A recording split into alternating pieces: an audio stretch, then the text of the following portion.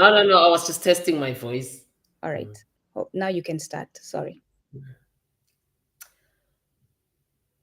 Let us sing an ode, a befitting ode to the African warrior queen. My role model, my past, my present, and my future. Forgotten by this whitewashed history we are living, erased from the unquestioning mind by centuries of white is right and might is white. Shh. Listen to the rivers and the mountains of Africa shout her out.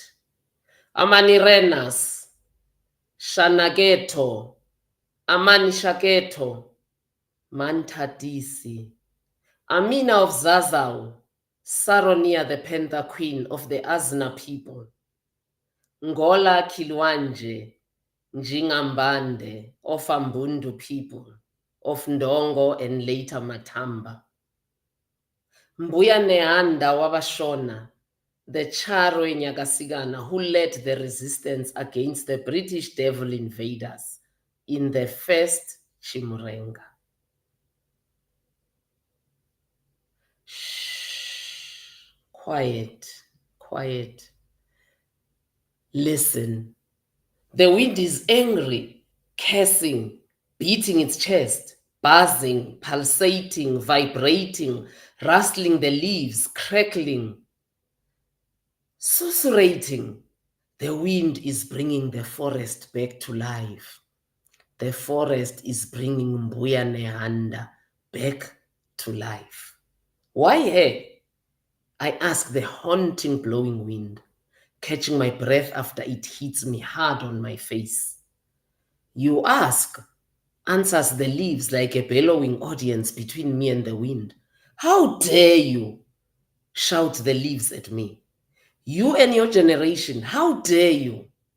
I start to shiver and struggle even more to catch my breath. How dare you forget an African warrior queen who humbled British soldiers and men at war, the great spirit of Zvikiro and Mondoro, who, when captured by the enemy in 1897, tried and found guilty by the authority of the British High Commissioner for South Africa, Alfred Milner.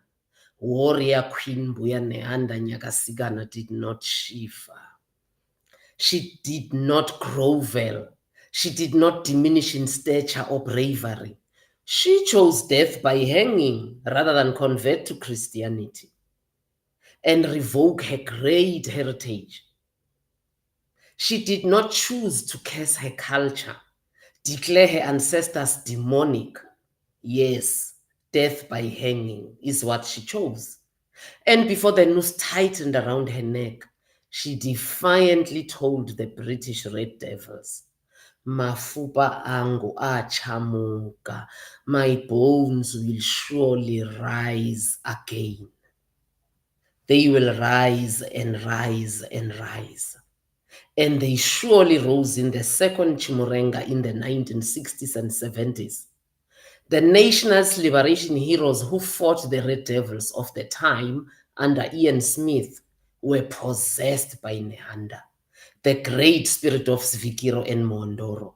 For no liberation struggle of the South drew as manifold women and girls as did the struggles of Zapu and Sanu in the then Rhodesia. Zimbabwe African People's Union and Zimbabwe African National Union, I can hear the wind hum another tune, telling stories of exploits and victories long gone, of a woman's voice commanding action, action against the greedy Arab encroaching on our territory, for exploitation, for Arabization, for Islamization. Ah, it's Dahia al-Kahina of the Bebe people. She led armies to war against the Arabs in the Ores Mountains. She scored many victories and the Arabs only won after her death. Yes, only after her death. Ah, it's the leaves again. This time incredibly softer. Sit, they command me. Now that you are ready to know more about the African warrior queen and less about the much publicized ceremonial queens like Victoria or Elizabeth, take a pen. Write. Open your mind and imprint this on your long-term memory. Don't ever forget to remember it.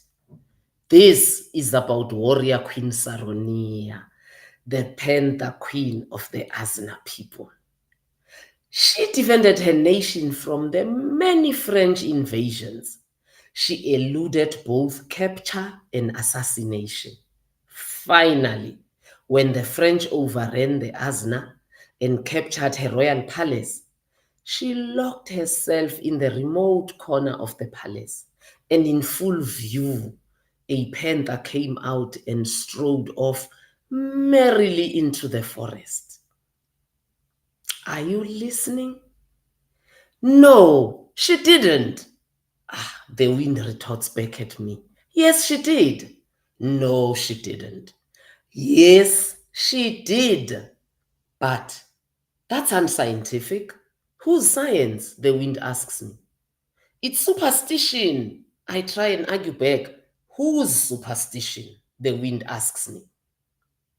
If in the culture of those to whom the word superstition belongs, there never was a great warrior queen in the stature of Saronia, a warrior queen so attuned spiritually that she was one with nature, one who could turn into nature and nature turn into her, then it is superstition to them, to the Azna, and to every other African. It's reality. It's truth. It's a majestic heritage. Ever thought about that? But the rustle of the leaves is dying down. The wind is blowing away. Yet I want more tales of the African warrior queen. Because I checked, these tales are not in the Oxford books. I tried the Harvard department. I only found Marie Antoinette, Theodora, Matilda. Oh, I thought, let me try University of Witwatersrand, UCT, Rhodes. After all, they're all Ivy League universities and they're supposed to be providing first-class education. Even better, let me try ours, Limpopo, Zululand, Forte, Transkei.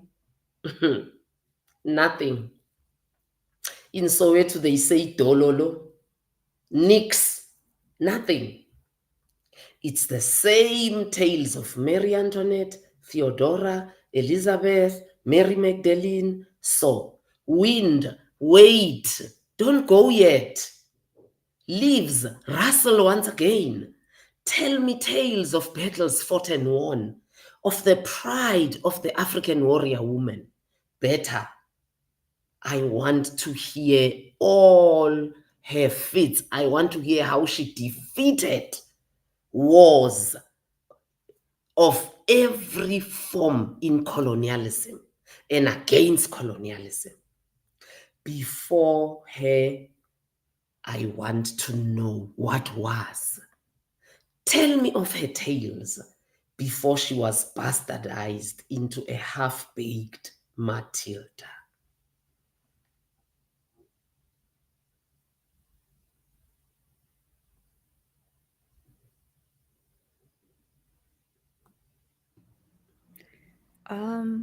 That was powerful.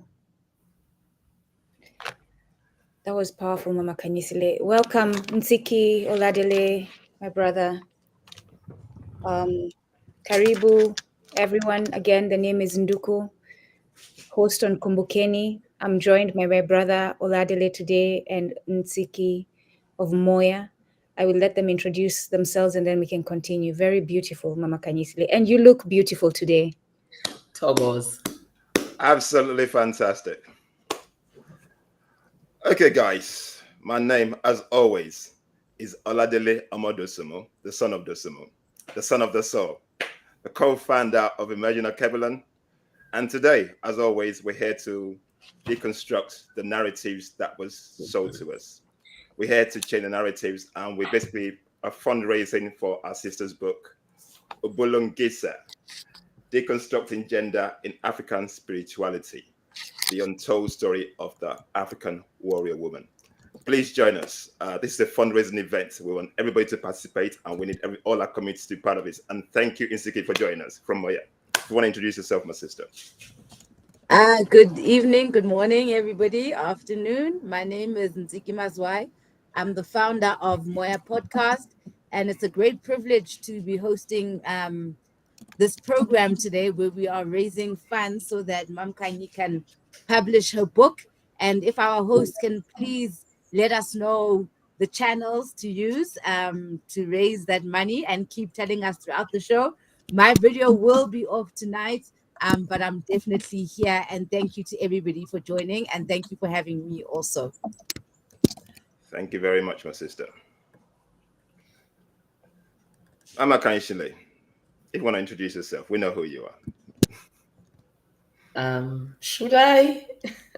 I don't Yeah, think go. so. Mama Khanyisile does not like this part. I think her poem was enough introduction, but you can go ahead, Mama Khanyisile. Wow. I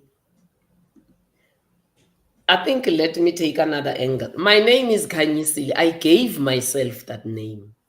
That was my nom de guerre in Portuguese. It was my combat name. So I was a guerrilla during our struggle against apartheid. So I was given that name in Angola as a combatant of Mkhonto Wesizwe. I left South Africa under two colonial names that I even dare to tell people, but I'll tell them anyway in this podcast, so you can see the madness that we can dwindle to as Africans. I had three names because one of them was a double barrel, Maria Goretti. Imagine. And apparently Goretti is a surname to Maria. That's like naming your child Oludele Dosunmo and then give them another name, and they are not even Yoruba or Nigerian or even African. My second name was Benedicta. I think when we came back in 94, I got so used to being called Khanyisile, a name with a meaning, which means the one who has brought light, that I knew for sure I'm not going back to those names.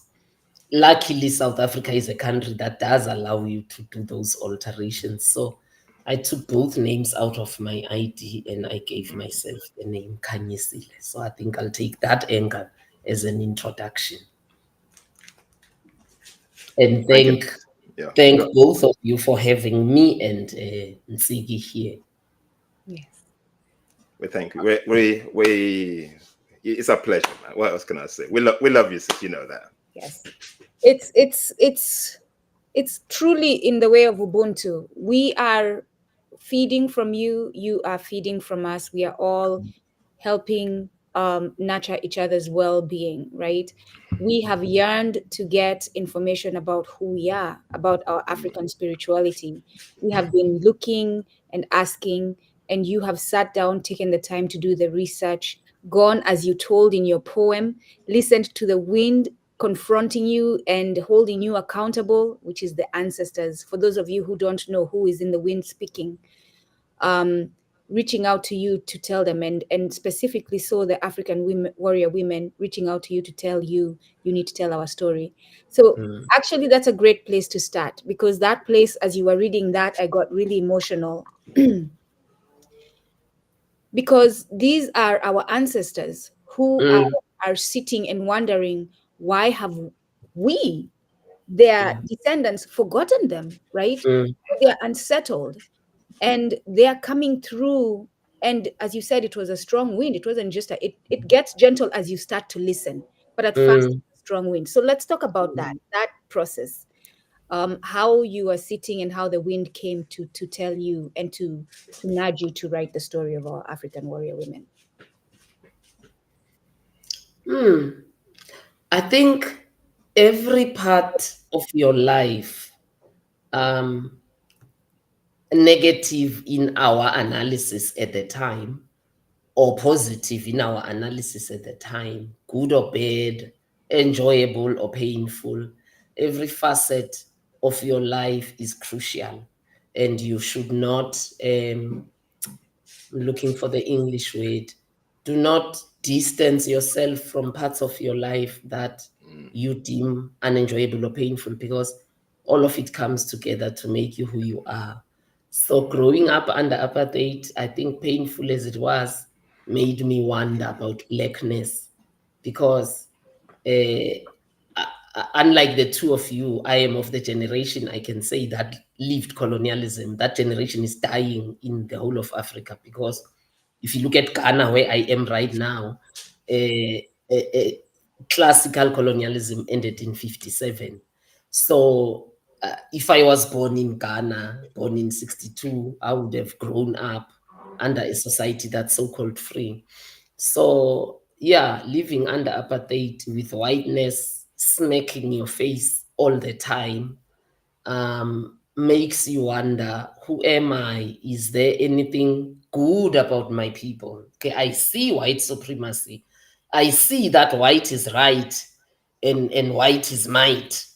But has it always been like this? You start tracing, like, I know I wrote my first poems when I was 14. I wish I had kept them, because I went to exile and I don't know what happened to them in my family home. I wish I had kept them, but it's been a journey of maturity to come to the place where I am now, to understand that, look, at that time, yes, I wrote and I was in debate and I was known as a person that, loves and recites poetry, but I was still a Christian. So my third eye was not as open. So I believe I could only write the depth that I'm writing now because of the conviction of being in African spirituality. So my spirit, my soul, and my body are aligned and in sync.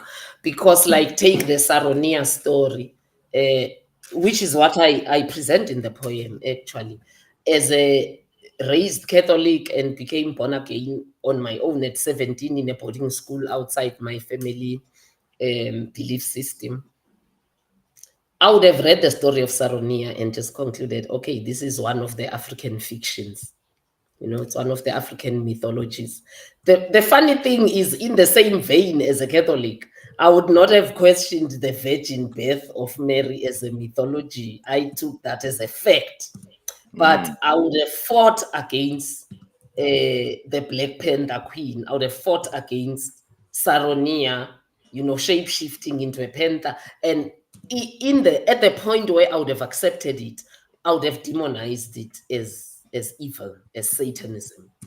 So yes, I think the overriding line, I gave a long explanation. I'm sorry. The overriding line of that journey is finding African spirituality gave me the depth of knowledge about my people. It also opened my paradigm about my people.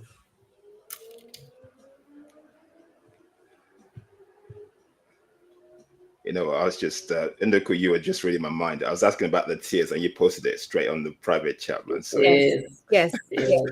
I was trying to figure out how I'm going to share them with you. Let me then talk about the first one. So, this is how we're going to do it, just like we did last time. Mama Khanyisile is going to be addressing different questions. Please share them in the chat.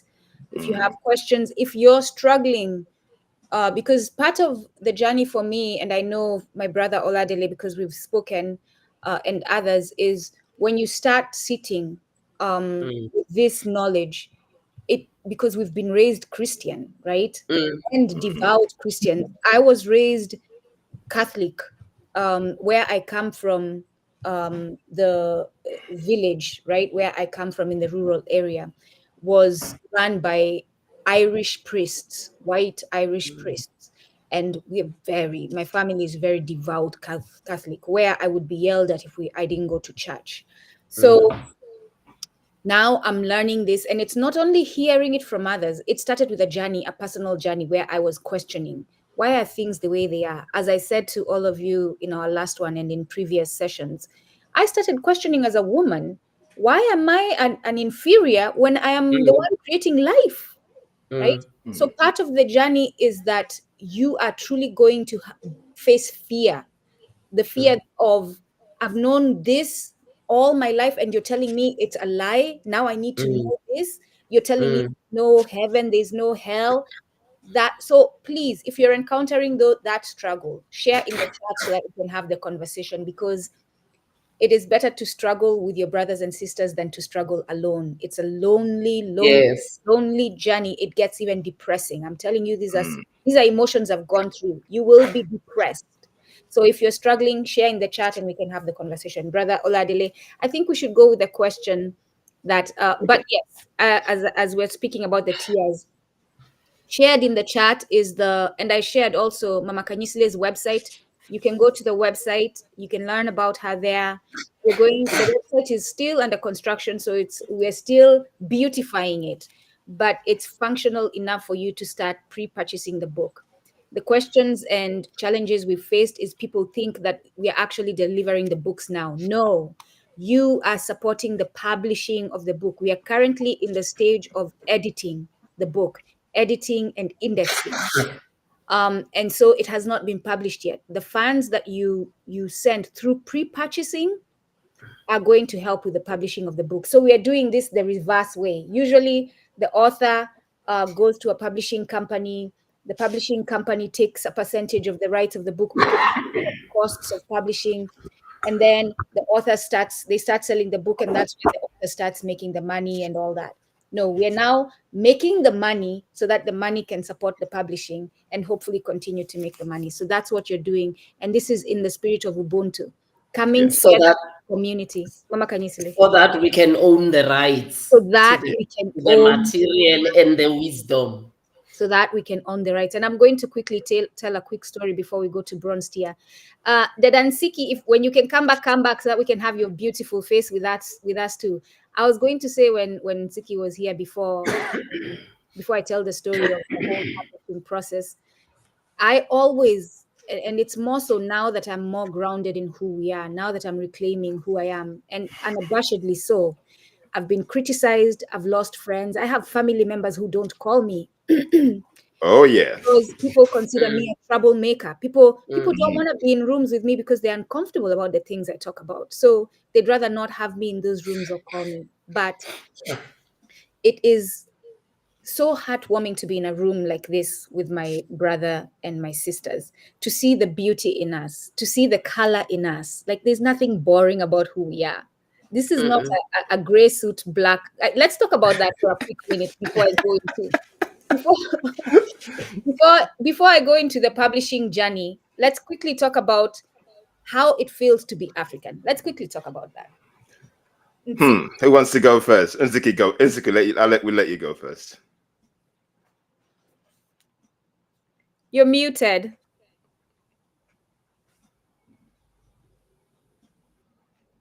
Please, can one of you guys go first? Okay. Oladile.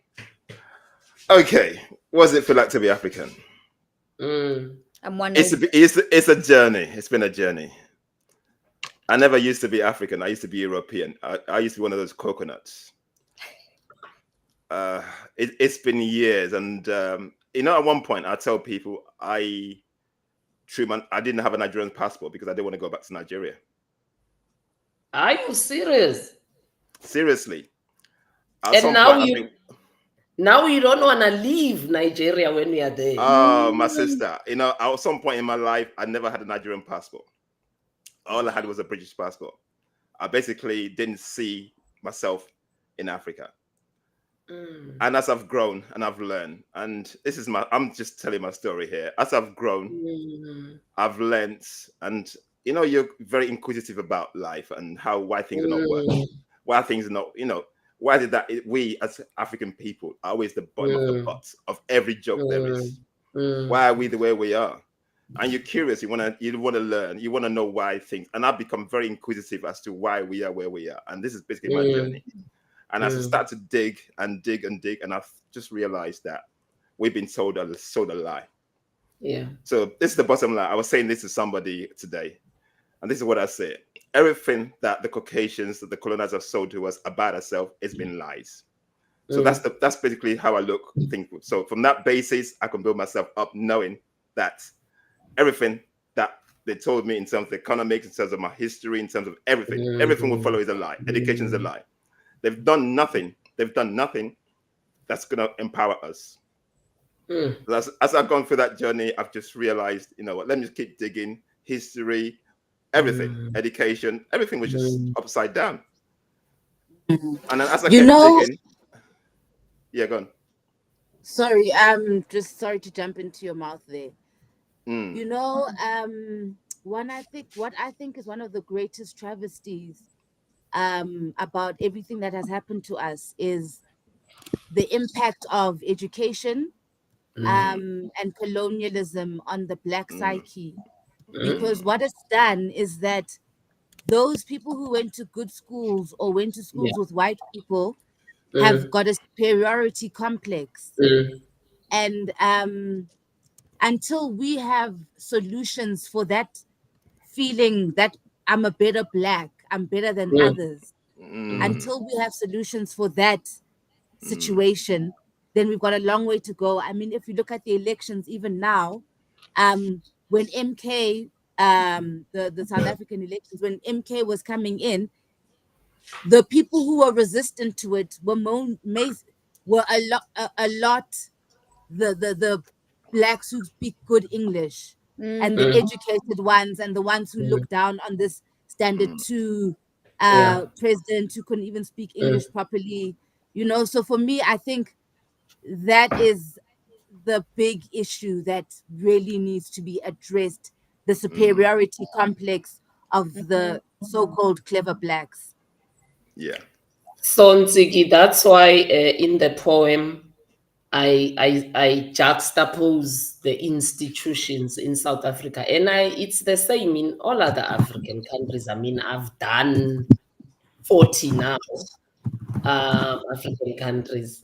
See, that's why I say let's try VETS, let's try roads, let's try UCT to see if we will get the story of the African warrior queen, because those are deemed Ivy League, meaning they don't even depend on government for funding, because Ivy League is an international institution that is funded by the very people who oppress us, the very people who own these means of education, the very people who are miseducating us, who are providing us with a health industry, not a health system.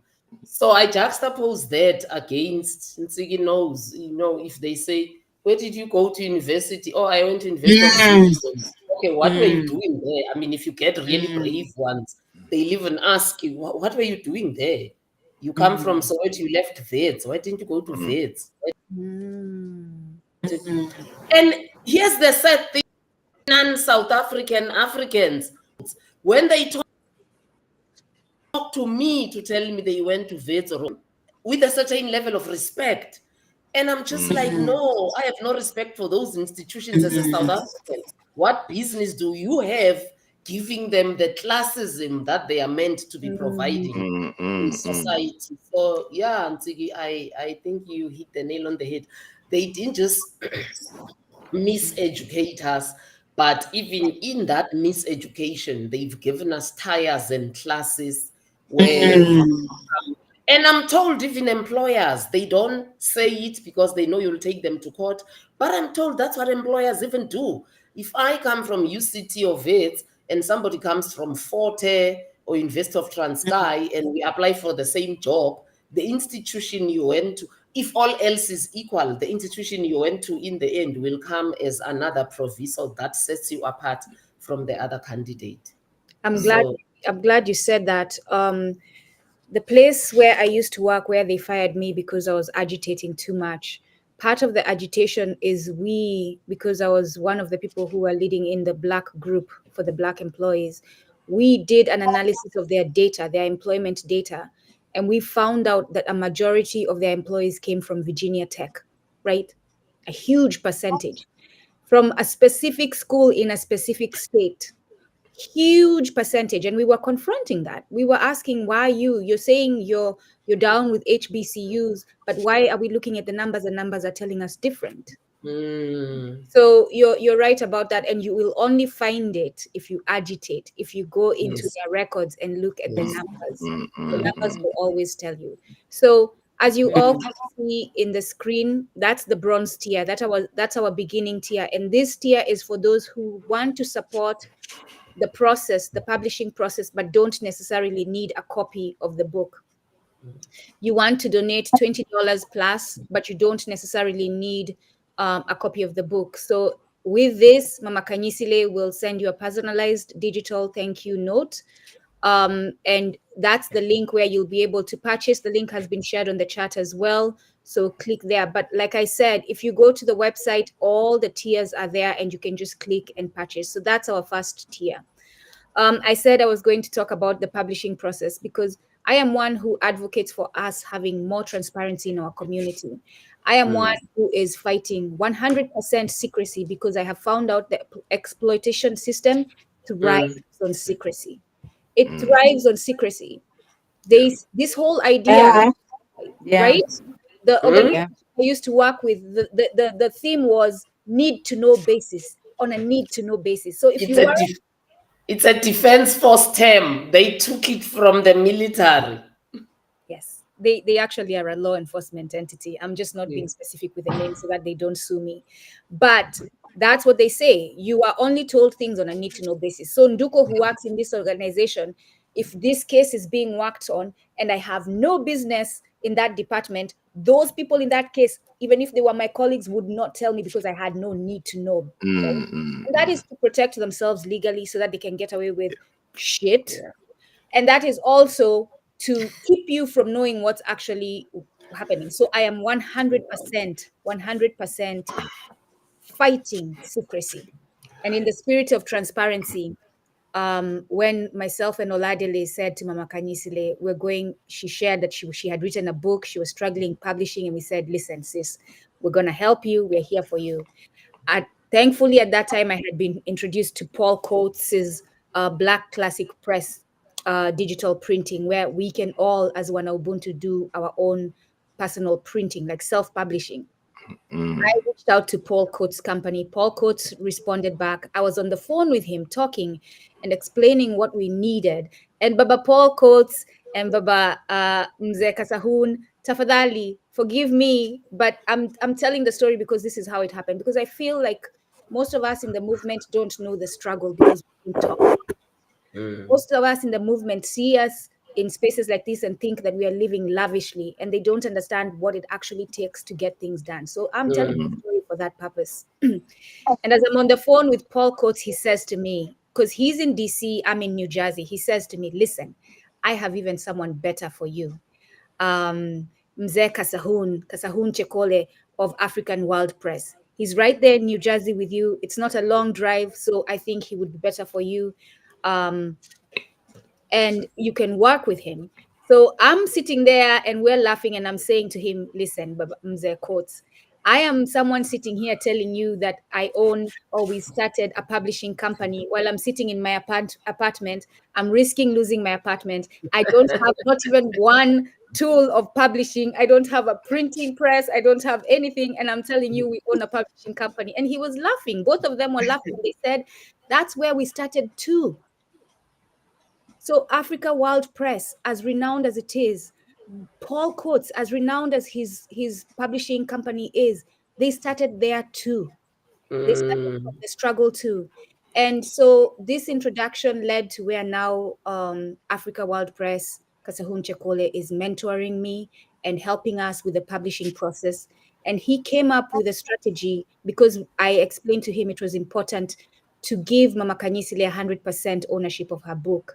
He came up with the budget and gave it to us and said, this is how much we need to raise. We need to raise this much. If you can raise this much, then that will support the publishing process. And part of it is myself, as a member of Bongi Ubuntu, who is this publishing company that doesn't have a printing press, is doing the work ahead of time to get paid later, because we are pushing for us to cross this river and get to a point where we are self-sustaining and we can liberate ourselves financially and support all this work. So that's the journey. Yeah, and as you're saying, the Unduku, guys, actually listen to Unduku there. It's self-publishing, like I said, to give our sister the rights. It's basically, we do not want people, eating where they haven't sown, which is basically the way of the capitalist system. And what we need, guys, we need $20,000. $20,000 is what we need, but we believe in our community that we can do this. So we're putting it out there. Even if you want to give more than the tiers, please reach out to us. Somebody or 2 or 3 people can actually fund the whole thing. Yeah, if you have $20,000, send it. If you have 40, send it. There's a lot of work that needs money. I'm sure Nsiki can speak to it too. Go on, Ladele, sorry. Yeah, so basically that's all we need, and we published this book, and we're talking about African spirituality, our own story. This is basically our own story, not written by the Caucasians or whatever we've been indoctrinated with. We are telling our sister spent years researching this book. She spent so many years researching. How many years? Spent about 3 to 4 years researching this book, my sister. Yes.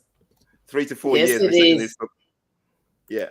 So, and then it was sitting on the shelf there, and I spoke to her, and I think, come on, we need to get this, we need to get it out there, and that's basically what we're doing. So it's about Ubuntu, reaching out to each other, getting our work out there. This is all we're doing. This is basically, if you follow myself, Unduku Khanyisile, this is all we're about. It's not about our self-glorification. It's about reaching out and helping one another, and this is how the community needs to be built, and this is what we're trying to do here, guys. If you see us, this is all we're doing. I'm playing it out there. Let's support my sister. Let's get these books on the shelf. We're looking to publish this book. It's September or August.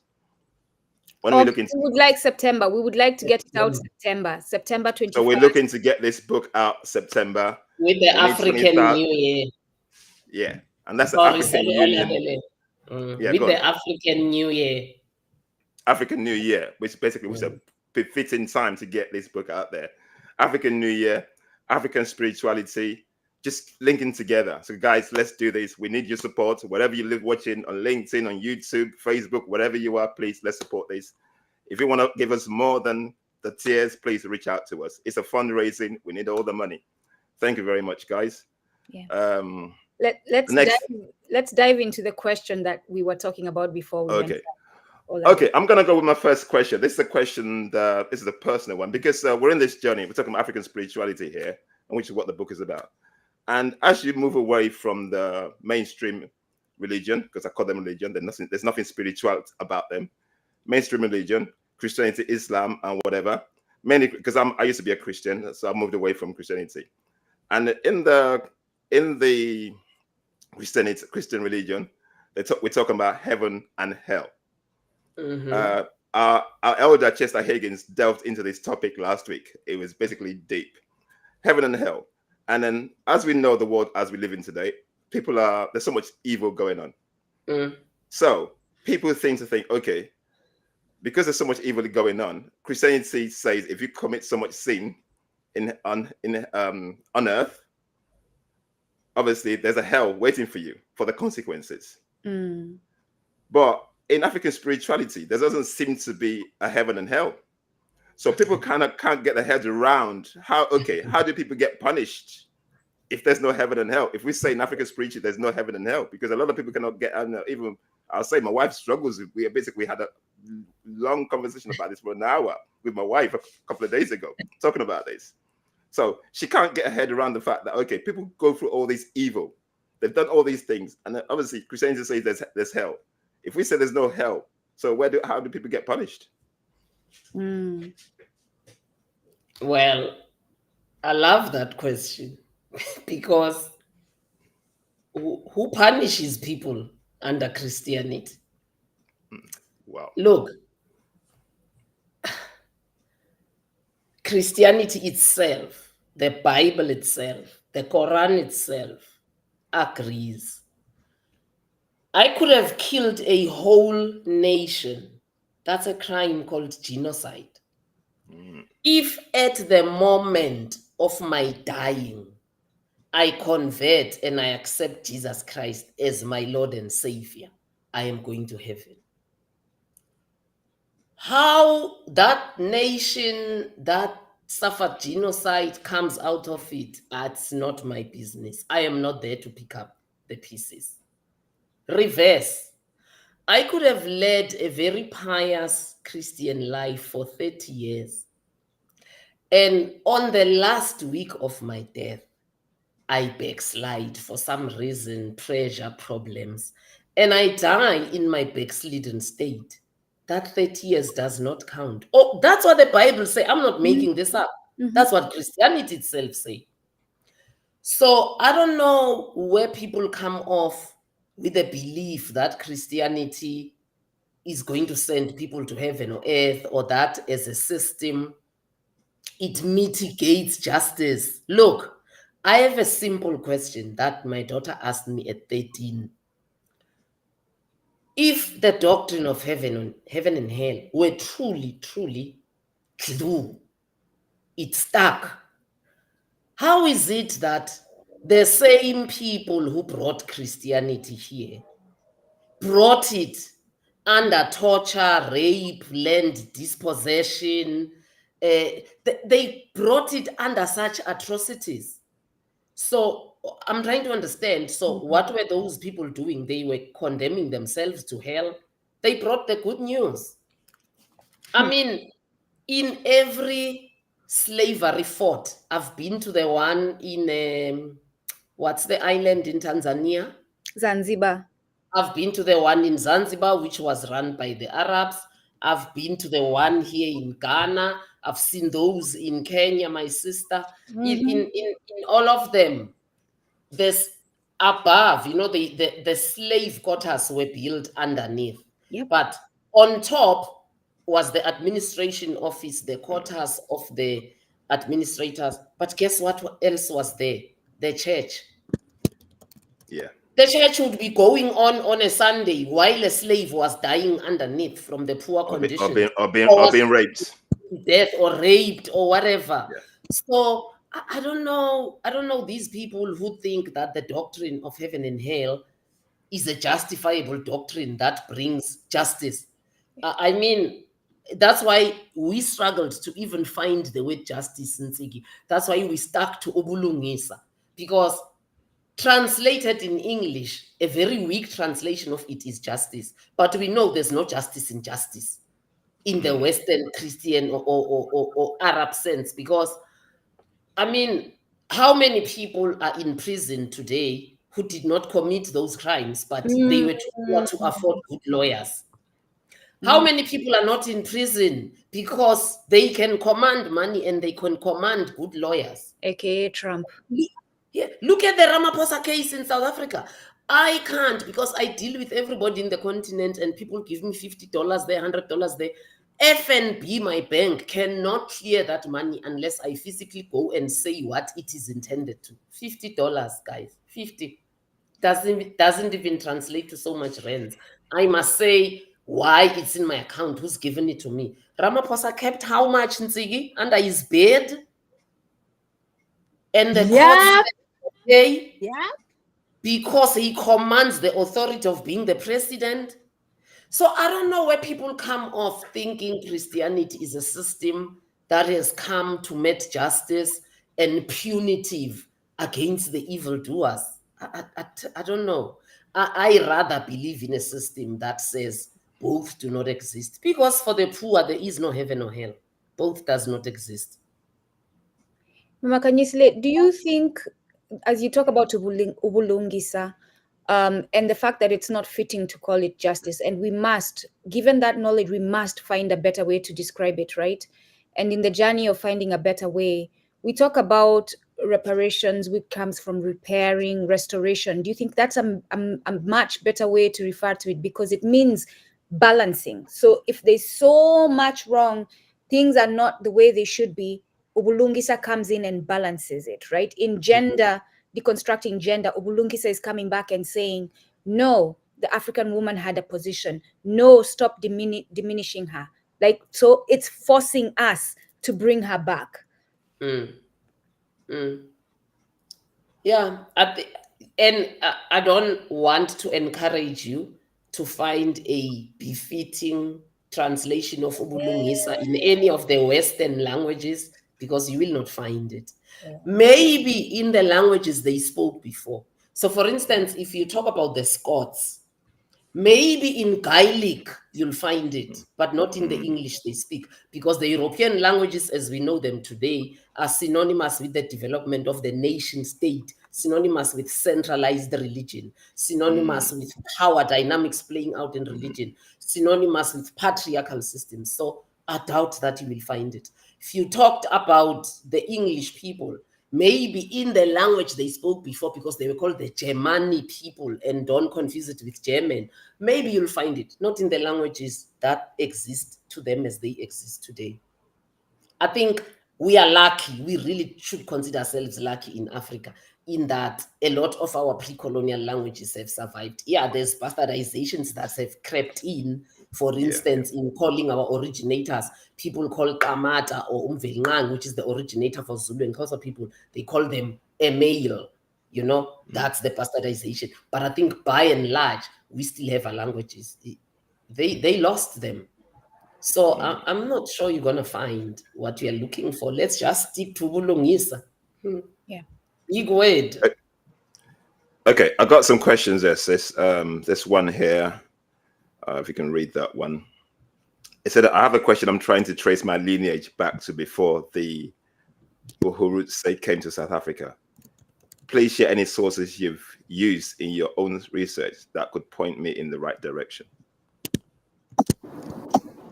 So Bahurutsi are today an ethnicity within the Tswana people, Abatswana.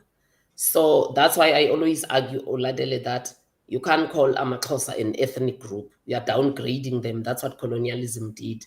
There are ethnicities within AmaXhosa, but AmaXhosa as a people are a nation.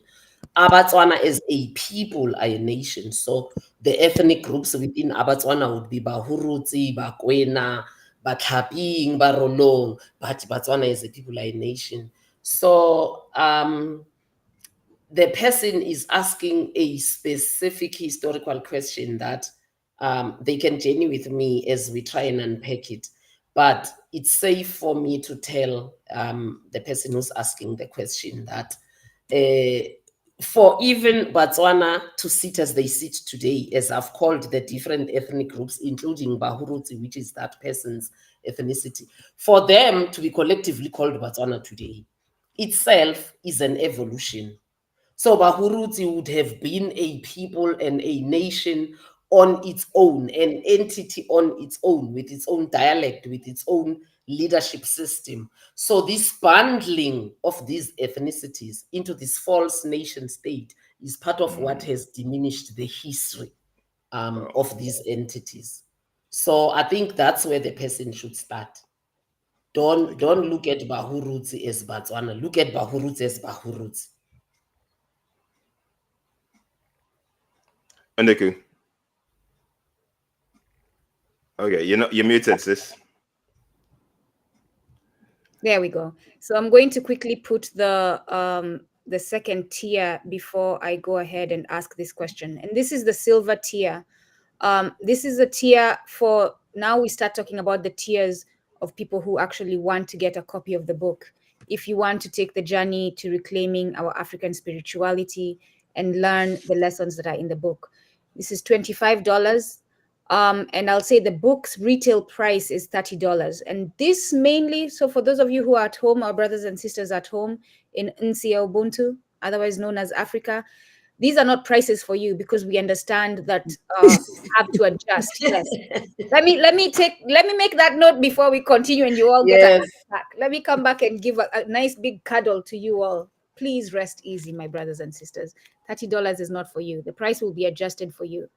This is for us to get the first phase of the publishing out so that we can start giving Mama Khanyisile an income, right? And this one is focused on the West. And then we are going to come back with the second phase where we'll adjust the price, hopefully at the end of the year, and we'll start talking about that and telling you what that price is. But if you is an African at home in Nsia Ubuntu that is living large, if you is an African who's benefiting from the exploitation of our people, please drop that $30 and actually drop more. because you know you got it. If you is an African who's driving a Maserati in Nsi Ubuntu, living in a mansion in Nsi Ubuntu, please drop that $30. All right. So that's what here, my sisters and brothers. I'm seeing a question here about the inspiration of the title of the book. Yeah, I was going to ask the same thing.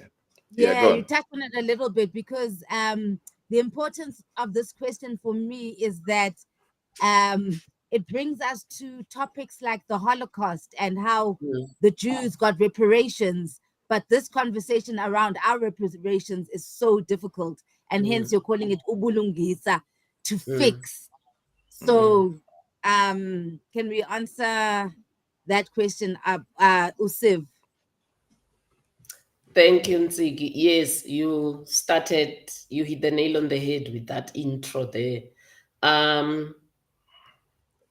See, what fascinates me with African spirituality, and I think in the book I looked at about 20, 30 of them, is that what we call the originator is a religion says God. Their gender is often almost never disclosed. And it is not disclosed because we don't have gender grammar. So nothing forced us to disclose it because we don't have his, her, she, him. Somebody responded to Umoya the other time and very derogatively said, Ntsiki, what do you mean by that? Because we do have the word umfana, intombazana, which is boy or girl. That's biology. Please don't display your ignorance. Don't be arrogant in displaying your ignorance. That's not gender, that's biology. There is no gender grammar in African languages. So when I say uqamata, which is the originator in Xhosa, or umvelinqangi, which is the originator in Zulu, if you make them male, I'll ask you, but I would also say uNtsiki, and we are sitting here with her. You can clearly see she's not male. So why then would you say umvelinqangi is a male? Because we use the same prefix for both. So we had an undisclosed gender of the originator. But here's where it gets interesting for me, because the pantheon of African spirituality is that after the originator comes the deities, after the deities comes the ancestors, after the ancestors comes the living personages, which would be priests or pastors or whoever for religion. Now, in the pantheon of deities, you get both. You have male deities, you have female deities. Guess what? You have cross-gender deities. You have deities that would cross both biological genders. That's deities. Then you have ancestors. We all know those are the people who walk the face of the earth. So again, you would have the genders represented there. Then you have the personages on earth. That's why we have a word like priestess, and we are even jack rolling it because we didn't have gender grammar. We didn't say there's a priest and a priestess, but we are borrowing it to show that, like Neander of Amashona, Neander Nyagasikana, who is in the poem, she was a priestess. A spiritist is the one I prefer. But there were other spiritists with her who were not female. So ubulungisa then for me became a word that says, because ubulungisa is to fix in Nguni languages in South Africa, Zulu, Xhosa, Ndebele, and Swati. So ubulungisa is a concept, a philosophy, which Ndugu you've alluded to, constant act of balancing. Because we knew that if we go and we say the originator is a male, which is what religion have gone and done, God is a man, Allah is a man, what then stops men from having a superiority complex? Do you realize we'll never win the war on patriarchy until we win the war in religion? Wow. Yeah. It's subconscious. Africans, it's subconscious. Just like it's subconscious for the white race to be superior, because the reigning doctrine out there is white superiority. It doesn't matter where you go. It's unconscious. A captain said to me when I was in the Navy, when you're white, it's almost like you must struggle not to be racist. To be racist comes naturally. Because the prevailing doctrine is white supremacy.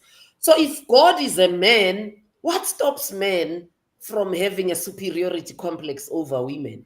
If Jesus is a man, if the angels are men, if the first disciples were men, If the mother of all churches, no woman can be a priest, the Catholic Church to date. If nuns are raped and when they get pregnant, the parish expels them, but the priest who raped them continues perishing that church. If all of those things happen, what stops an ordinary man watching this not to conclude that I am a superior species and I'm better than this breasted species? It's only natural. Which is why it's called UBULUNGISA in our spirituality, the Nguni people, because we didn't want you to know the gender of Kamata. In any case, we didn't draw them, we didn't carve them, we don't even know how they look. We don't have a picture. Nobody can, in your face, tell you, I know the picture of Umvelingana. We don't have it. The picture we have is of the deities, of the ancestors, and of the living personages with reflect all genders. So that's why it's called Bulungisa. Right there, our spirituality was fixing an imbalance. That's why I like about spirituality. It's proactive. It fixes the problem before it even happens. I mean, what were Christians thinking by this so stratified patriarchal doctrine? They didn't think it will create patriarchy. Didn't they think this will lead to the abuse of women? It defies logic for me. Two things there, Mama Khanyisile, and I love these conversations, and that's what they are, right? We're just common street terms. We're just chilling and having a talk, right? My critical analysis self is now looking at what you're saying, and it's coming to conclusions. And one of the conclusions that I'm coming to is, as a woman, you cannot be a feminist and a Christian. As a woman, you cannot be a feminist and a Muslim. As a woman, you cannot be a feminist and follow any religious organization that tells you that God is a male. The two are defeating. You cannot. And so the question is, and this yesterday I decided I have been fighting this. I turn on Netflix. Every now and then when I'm going through the struggle, one of the things that makes me relieve it is just watching some TV show. And yesterday I turned on Netflix and I had finished watching, they have a comedy there of a Black woman, Act Your Age. I had finished watching that and I was like, okay, I'm looking, it's Bridgerton showing, because Netflix will tell you what to watch next. Yeah. Bridgerton is showing and I'm like, I don't want to watch this white nonsense. But I am being pulled towards it. And it's interesting because later now it makes sense. And as I was watching it yesterday, and this is something because I'm so focused on our people that I had forgotten how they themselves, white people, treated each other. In the show, the women have no right. In the show, there's a woman, her father is dead, they are wealthy, it's a wealthy family. So now apparently it's the season, the queen is demanding that someone must betroth someone. And they're all coming to the palace, and now they have the queen is hosting dances, and the men come and they're going to choose women. So this one family, they have daughters, and the eldest daughter now has to be betrothed, right? Someone has to propose to her or she's going to lose her honor. Imagine that. But in this process, her father is dead, so the brother is the one in charge. Do you know that the brother was making decisions that the mother could not challenge? His mother could not challenge. His own mother could not challenge. She had to listen to him. And so he's forcing the sister to force a man to marry a man who the sister did not want to marry. But she and her mother had no voice. Wow. In that society. I'm sure Ntsiki wants to come in somewhere here, but before she does, I have a better example for you. Wow. When religion came to Europe, I think because I'm a Litchfield, I'm forced to research how my people were before they became the English and the Scots, because that's the conglomeration of the Litchfield. Litchfield is English, but Litchfield had married a Scot, so both cultures interest me. Now, when Christianity was sweeping through Europe, who bore the brunt of the forced conversions? Has it ever struck you? The white woman.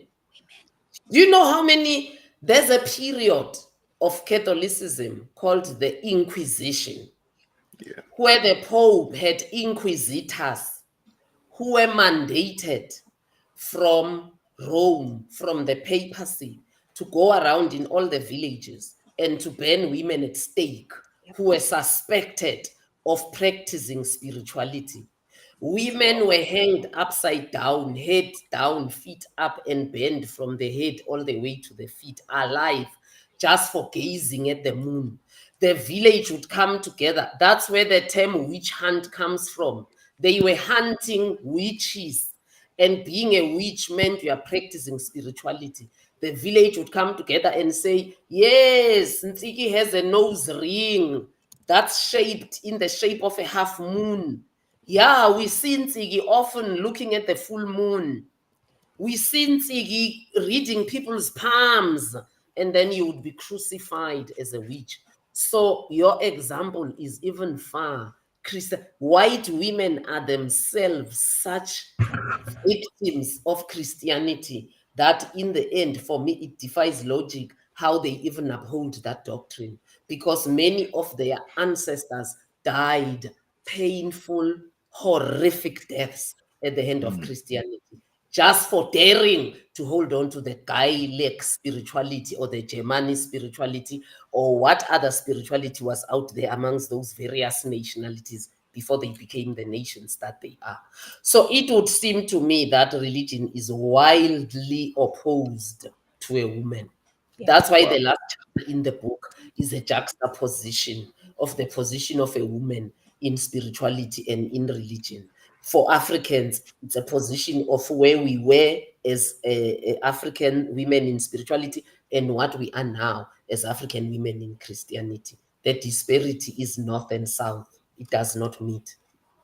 We lost so much, African women. So much.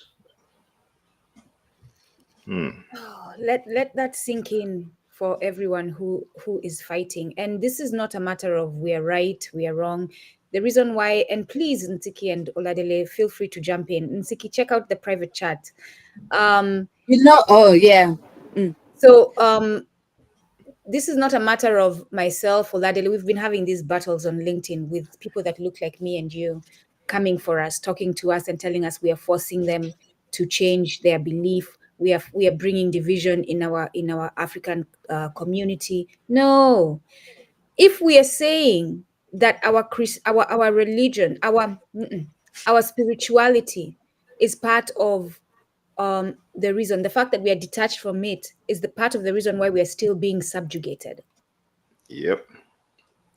Why should it not be important for myself, Oladele, Mama Khanyisile, Nsiki, and others to remind you, our brothers and sisters, that we need to return to it so that we can stop being subjugated as a collective?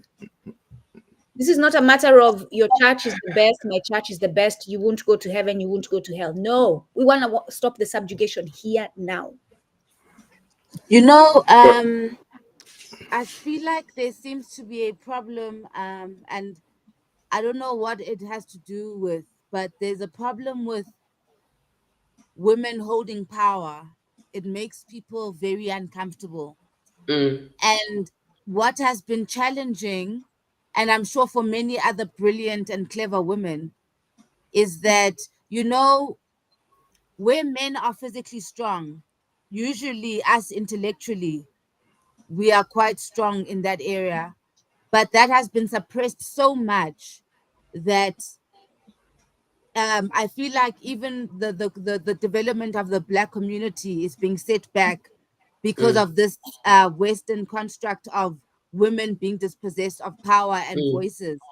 mm, Yep. When Big I time. look at the South African context, when I compare myself to a Julius Malema and the amount of respect that he's managed to command, where he can just lead. However, in the most dire moments, like in COVID, it was Nsiki Mazwai who knew what to do in that moment. So when we take away the woman's voice and the woman's power, it's working against us. And how are we going to get to a place where women are able to contribute what they're supposed to contribute so that we can actually move forward? Because even when you look at, even back to the EFF example, they've almost ejected all the powerful female voices that they had, and now it's becoming just a slump of a rotten a white elephant situation, where now there's no intellectual direction or There's no balance. There's no balance. You know what I'm saying? So yeah. I like how the spirit works. I'm sorry I flew, so my voice breaks from time to time. I like the spirit world in Tsiki because it has a way to return us to where we started. So I started by saying I wrote the book or got the name of the book because I came to a point where I understood that being in African spirituality is where the wisdom and the opening of my third eye and the opening of the portal of this knowledge will come from. Now, the example you just gave of saying men can be whatever, they are leaders. If you do the same thing that men do, you get labeled. I will go to the source of it quickly. Have you guys ever thought about Solomon in the Bible? Yeah. Have you ever thought about Solomon? He abused women, he What you slept got away with? around. Yeah. Solomon couldn't command. I'm sorry, I'll name a spade, and Sigi and Oladele and Ndugu. Solomon did not have the decency to command his own pennies, but Solomon is described as the wisest man in the Bible, in history, in time, in space. So, what does that say to any man? Oof. There is nowhere in the Bible where a man's behavior like that is described as prostitution, ubufebe in our language. He knows that name is only used on women.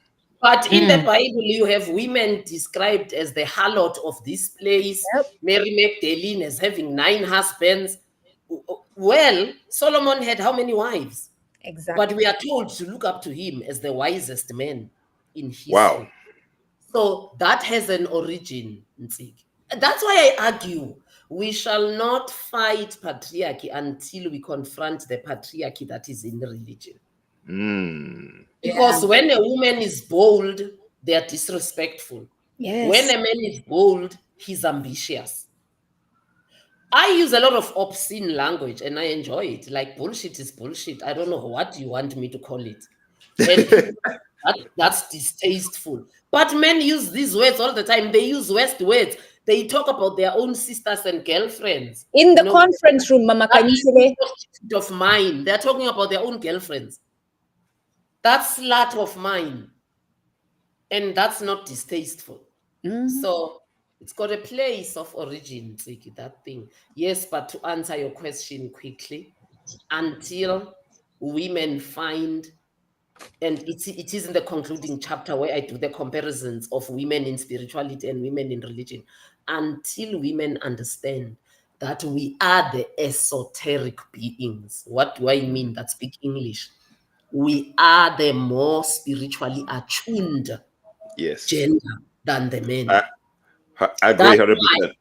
Yes, that's why in Tsigi, in the proper sense of it, not the bastardized thing we are seeing in South Africa now, Isangoma, which is a seer, was 99.9% a woman, not a man.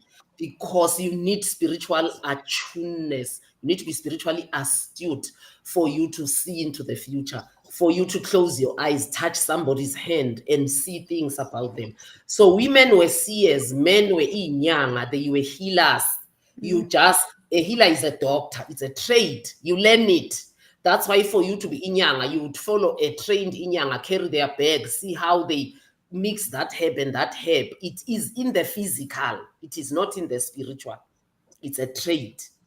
Now we've blurred the lines, So until women realize we are the esoteric beings and snap out of religion, embrace spirituality, because that's where your esotericism is embraced. That's where Saronia could shapeshift into a panda without being called a witch and burned at stake.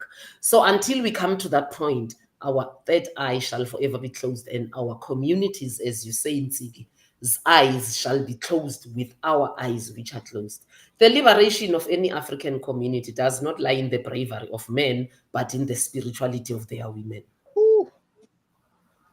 You say that, and again, my critical analysis skills are kicking in, and I'm saying what Mama Khanyisile is making sense, not because I adore her, not because I respect her, not because she's a star and I want to follow her, not because I'm sitting here and I just want to rebel against Christianity, but because common sense is kicking in. And common sense is saying to me, of course, what she's saying makes sense, that the woman is more spiritually attuned. Why do I say that? Because we are the ones literally bringing life in, and therefore we are connected with the entity that spiritually brings it into us so that we can bring it into the physical form. Like, it is right there in front of all your eyes. The woman is the one who takes the spirit from spirit form, holds it in her physical body, and nurtures it to bring it into physical form. Like, yo, please, I want to say other words, but I'm going to. That's a big deal. That's Yes. a big, we are a portal Big. from the Big. ancestral world. It's a big deal.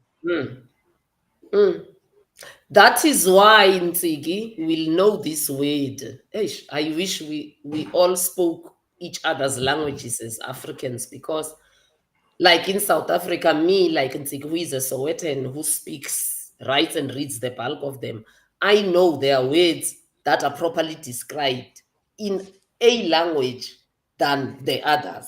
So for Nguni languages, Zulu, Xhosa, Ndebele, and Swati, and Nsigi is part of it because she's Xhosa. We have a word that does not exist in European languages. It's not even in their dictionary. It's called inimba. I don't know how to describe inimba, Nsigi. Help me. Because it's in the book. It's in the book. Inimba is what Nsigi alluded to in a way, because we are a portal from the spirit world to the physical world.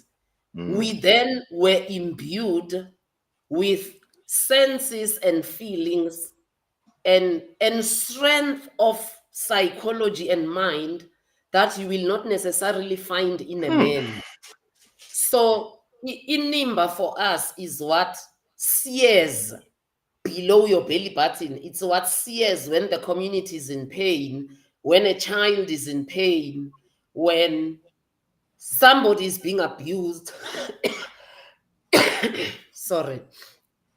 Inimba is what sears in a woman when you see injustice, when you see there isn't ubulungisa here. So I don't know if you want to help me out, Nsigi, with defining inimba, but yeah, I find it very special. Given what you're saying quickly, Nsiki, let me step in and then you step in as the culturally attuned person, more than me, right? In that language. As I was reading the book, and I'm saying again, let me make it clear: the book is not published. I'm editing, that's why I'm reading the book. So it's not yet published. Don't think that I have a copy that I'm reading, because I know our people and they want this information, and we've been getting questions like, can I get it now? Right? And I know our people really want it. So the book is not published yet. Yeah, But just buy it and fund it, please, and we can yes, get it out to you. yes, and we're going to talk about the gold tier in a quick second. But given how you're saying it, and given how I saw it in the book, and given what you were saying before, the closest thing, and I'm trying very much to get away from Western culture, is that third eye you were talking about, is in, because we call it, in, if I'm going to indulge Western languages, we call it intuition, we call it our is it a sixth sense, that thing that when your stomach is uneasy because something is going on, that thing. I remember my mom told me this story when I was younger. She was in the city, she had already moved to the city to work, and so the way in Kenya it works, those who are working are in the city, but we all have homes in the rural area, and that's your home. No one can take it away from you unless they, through exploitation, grab it, right? Her grandfather, which is my great grandfather, was dying. She didn't know, but while she was in the city, she got this sense. A sense came upon her. I think that's the inimba. A sense came upon her that told her something is not right. And it was To me, that's when the grandfather is speaking to her spiritually. But she does not have, because at that point, colonialism has also already set in, Christianity has already set in, so she's already detached from her African spirituality. She does not know what is going on until later she sits now and puts things together and realizes that that was a spiritual cry from her grandfather saying farewell to her. So the best way I can describe it, and Nsiki, please step in, is that sixth sense, that knowing that you can't quite explain, that you sit there and say, something just doesn't feel right.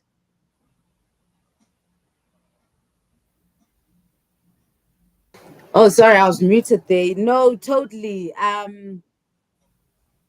That's why I said that men are gifted physically, but spiritually, that's our domain.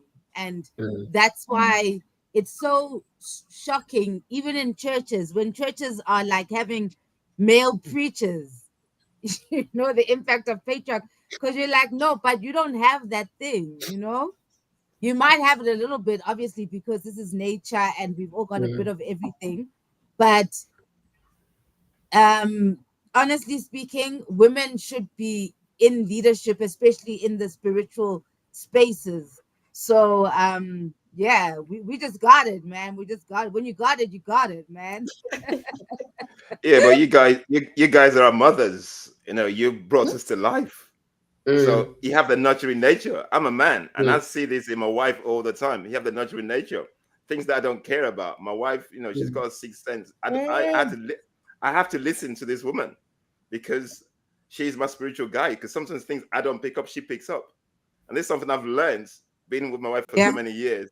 That's that sixth sense that tells me, listen. And when you listen as men, I know a lot of men don't want to hear this, but I'm a man. I've been with my wife for so many years, and a sixth sense is just amazing. You know, she never goes wrong. That's I can actually tell people that she doesn't. When she says it happens.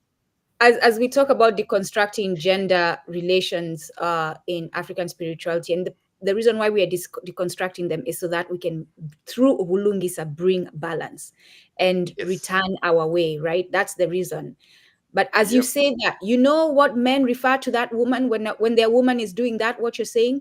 When I'm like, honey, something is not right. They say, oh, everything is fine, babe. No. Everything is not fine. You're not telling me everything. And it's, oh, you have a situation with someone, you're like, are we okay? They say, yes, we're okay. I'm like, no, we're not okay. Because I can feel it in your energy. Yeah, of course you do. Say that woman is nagging. That's the term for us. My wife is so nagging. These women are so nagging. These women are so emotional. So we in our community, this is now to you, my brothers, my brother. Unduku, I gotta say something. I know you do nag sometimes, women do. You never stop. But no, with men, hold on, mansplain. Sit on your side right now. I'm talking to you. But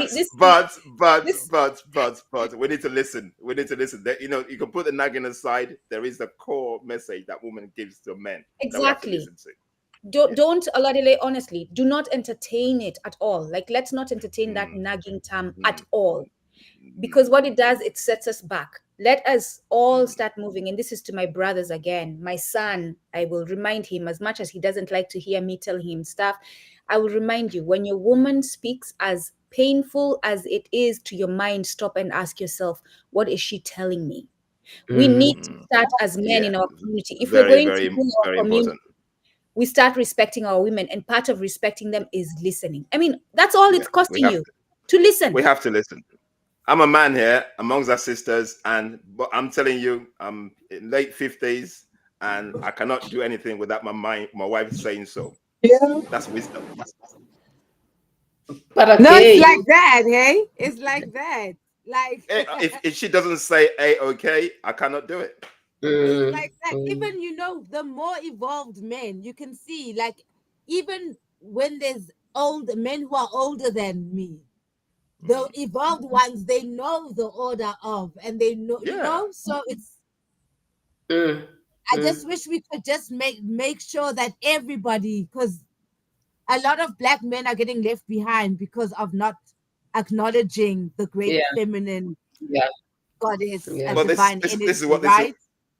this is what the religion has done to our psyche, and this is why we're trying. Yeah, this is what it's done to us. I was just gonna say again, it has an origin, because have you seen comedy movies? Even Hollywood, a whole Hollywood will show you a woman has inimba, where a woman is in the living room, the child is walking away, and the mother is saying, "Don't do this, don't do this," and the mother says, "And don't laugh."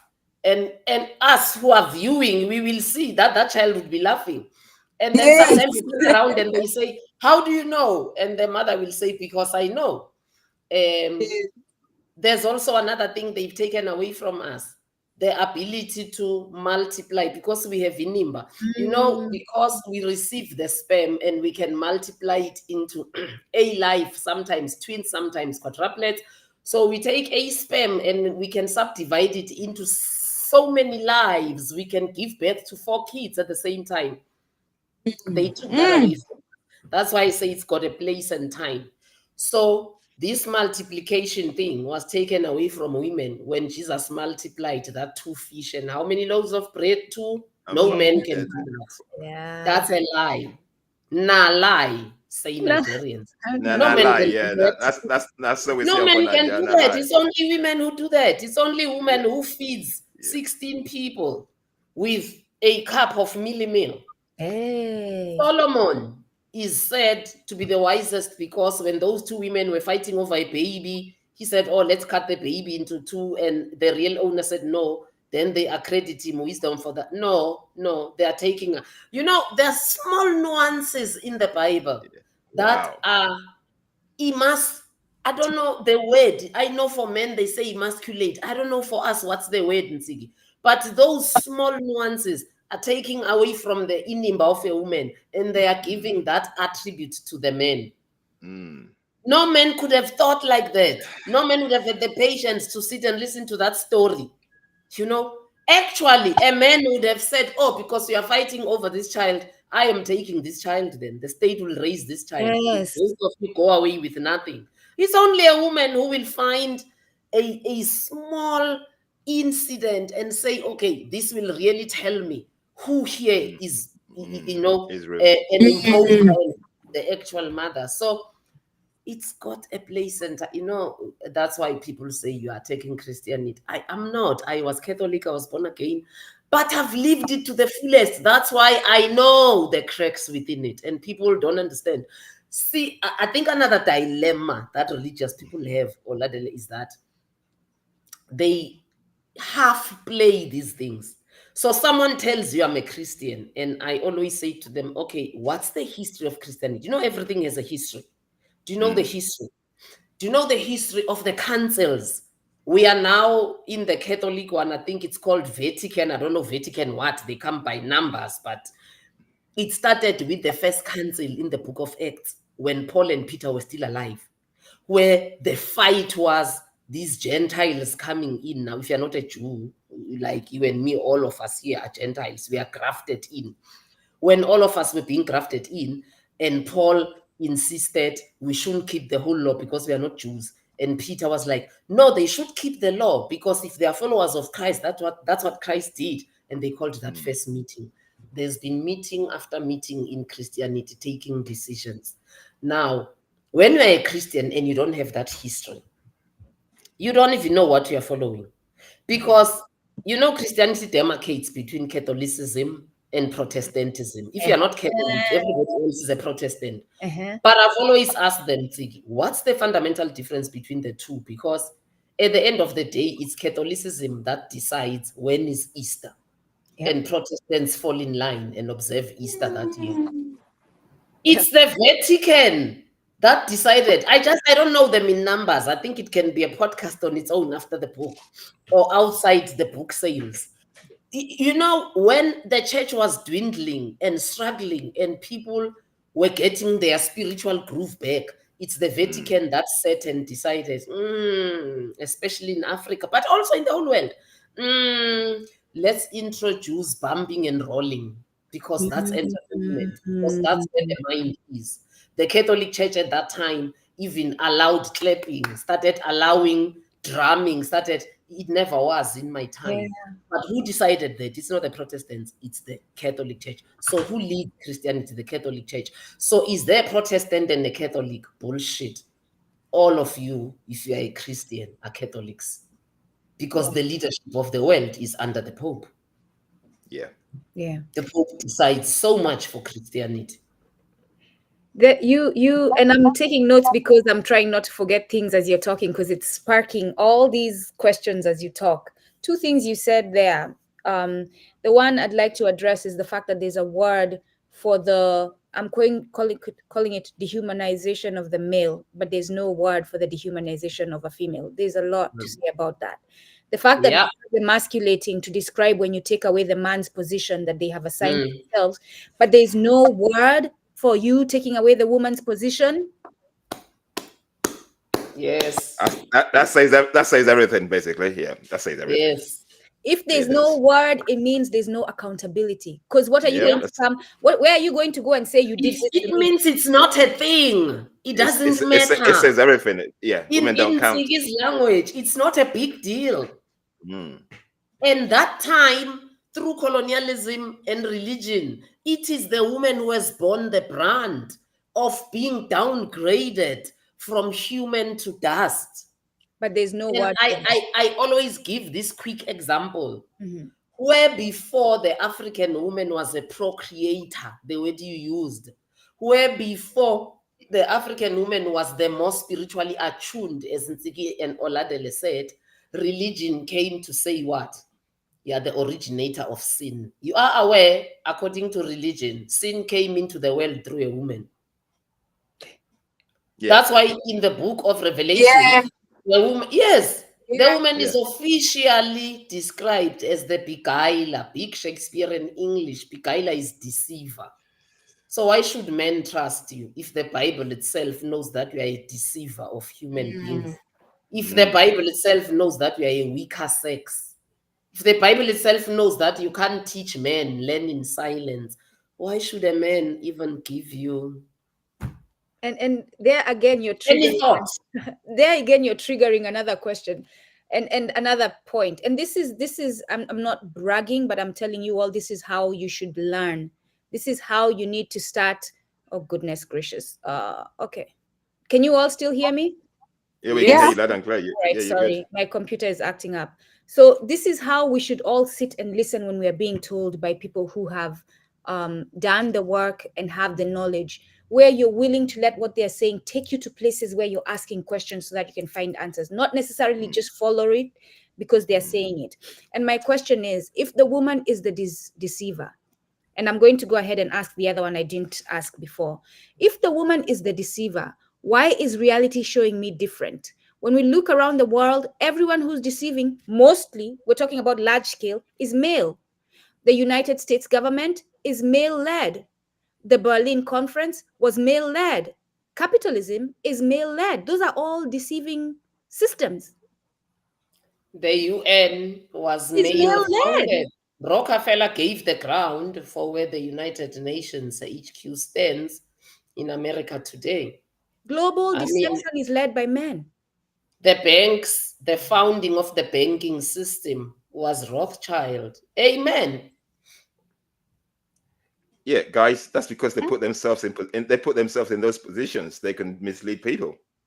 But yet the woman is the deceiver. But in actuality, the false narrative is the woman is the deceiver. So we're busy looking at her saying, you deceiver, while the man is busy doing exactly. That's because we don't want to take responsibility. We don't want to take accountability of what we're doing wrong. And we need to go back to basics, is what we're talking about, guys. Yes. We need to go back to basics. The other thing that had me thinking as you were talking, and this is on Solomon, as you were saying, and this is where you sit and you're like, man, this is some bullshit. And it is some bullshit, right?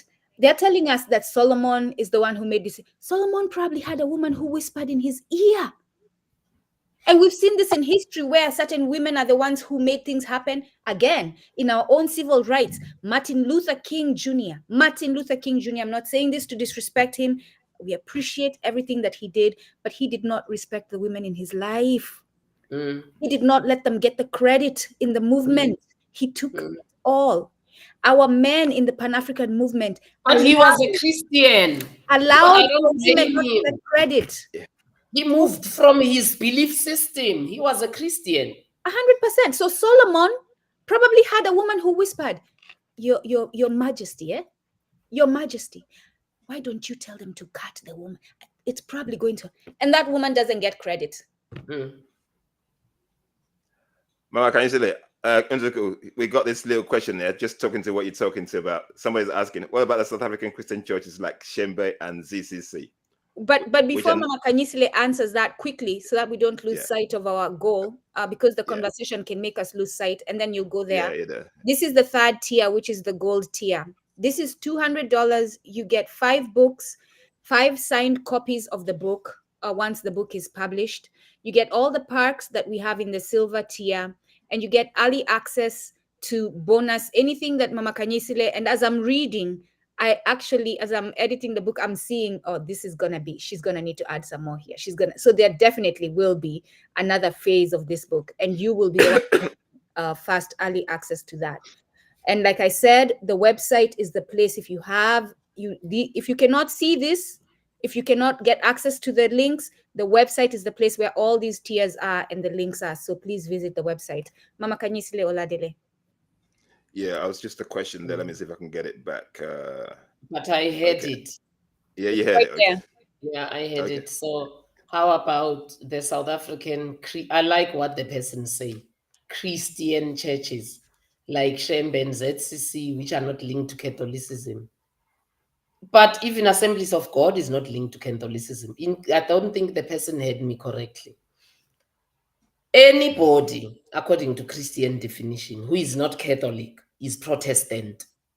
So Shembe and ZCC would fall under Protestantism. But I am here to say that's bullshit. There is no division between Catholicism and Protestantism, because at the end of the day, the vicar of Christ on earth is the Pope. He is the representative of Christ on earth, not Shembe, not Lichanyana of ZCC. Lichanyana of ZCC is told by the Pope each year when Easter will fall that year. So who's not Catholic? Does Shembe and ZCC celebrate their own Easter outside of the Easter that the Pope had decided? Also, do they have a separate doctrine from the doctrine of heaven and hell? Because remember, our spirituality pre-colonially has no heaven or hell. So if Lichanyana, who is the leader of ZCC, and Shembe espouse to the doctrine of heaven and hell, where do they get it from? I'm not saying they are. I'm saying if they, because the person has described them as Christian churches. But also, here's another one. In your Kamba community, in your Yoruba community, Oladele, in your Xhosa community, Ntsiki, I'm talking now pre-colonially, did you have a place where you assembled at once a week to praise somebody? Because we don't have a doctrine of praising.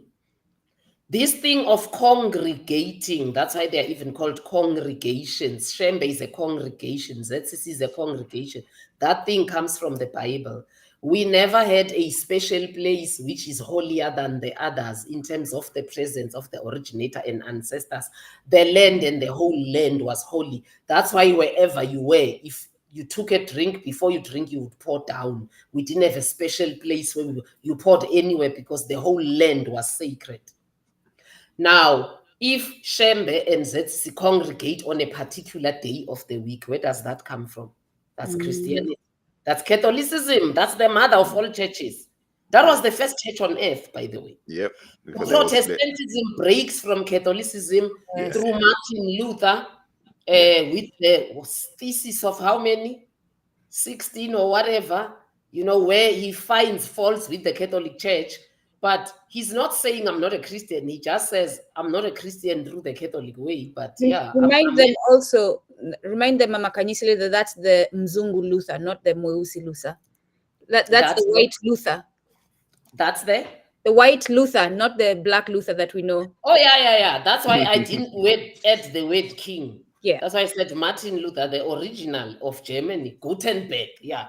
He nailed a thesis of demands at the church in Gothenburg because he said the Catholic Church has become rotten, so it needs to be amended, which is where the Lutheran Church comes from and was formed. So when you are a Christian, please don't fool yourself and say, I'm a Protestant, I'm not a Catholic. You are all Catholics because even the celebration of December 25 is a Catholic thing. It was started by Constantine, who was a Roman emperor, because he took it from Mithraism. The Christmas tree of Christmas, the rabbits of Easter, all of that thing was Mithraism. It crept into the church through the Roman Empire, the Roman Catholic Church, which was forcing Mithrais to convert to Christianity. And when you force people to convert, they come as they are. They come with their belief systems. And that's where the Catholic Church started embracing all these pagan tendencies. But if you are celebrating December 25 and celebrating Easter, where then do you come off telling me you're not Catholic? Because you are.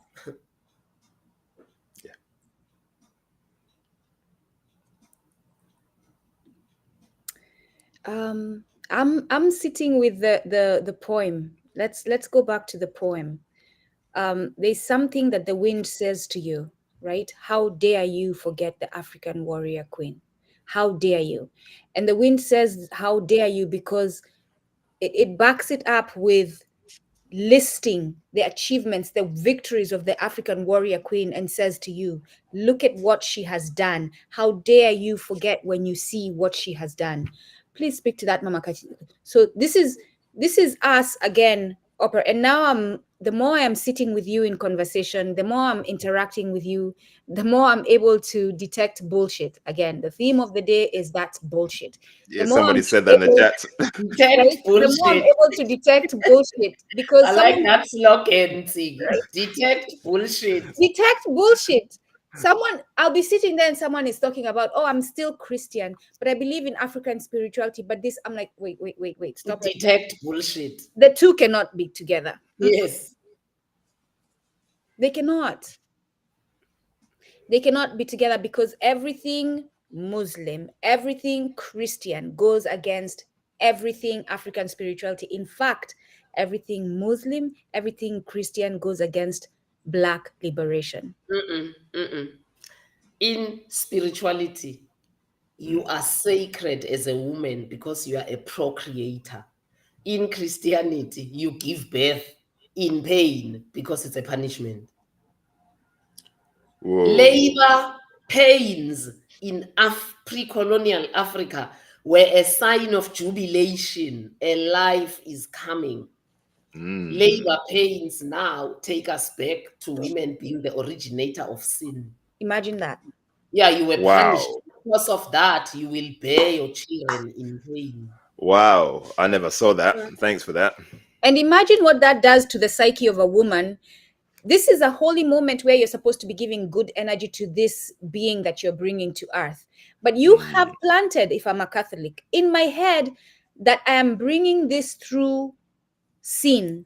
The reason I'm doing this is because of sin. So I'm sitting there in a punishment mode, accepting punishment instead of being in my full being so that I can give good energy and make that being strong to come in. Wow. My husband called it when somebody talks, you get a revelation. No, we have not even talked about the fallen woman of religion. In Judaism, Christianity, and the Quran, the fallen woman of religion, that beguiler, that originator of sin, who saves them? Who rescues the fallen woman? The fallen woman is rescued through a man. It's Jesus that comes. It's Muhammad or Allah that comes to give you back your dignity. Outside of those men, you remain a beguiler and an originator of sin. Whoa. Even in the show I was talking about, Mama Khanyisile, but not the show, even in their culture back then, if you were a woman whose honor had been taken away, the only way you could get it back is by being married by a man. Mm. Mm. Wow.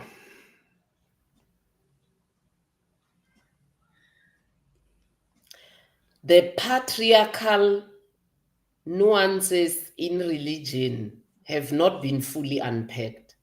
We haven't detected the patriarchal bullshit in religion enough to make women realize that it's misogynistic, that it's patriarchal, that in fact no self-respecting woman should be embracing it. Hey. We have not detected that bullshit enough.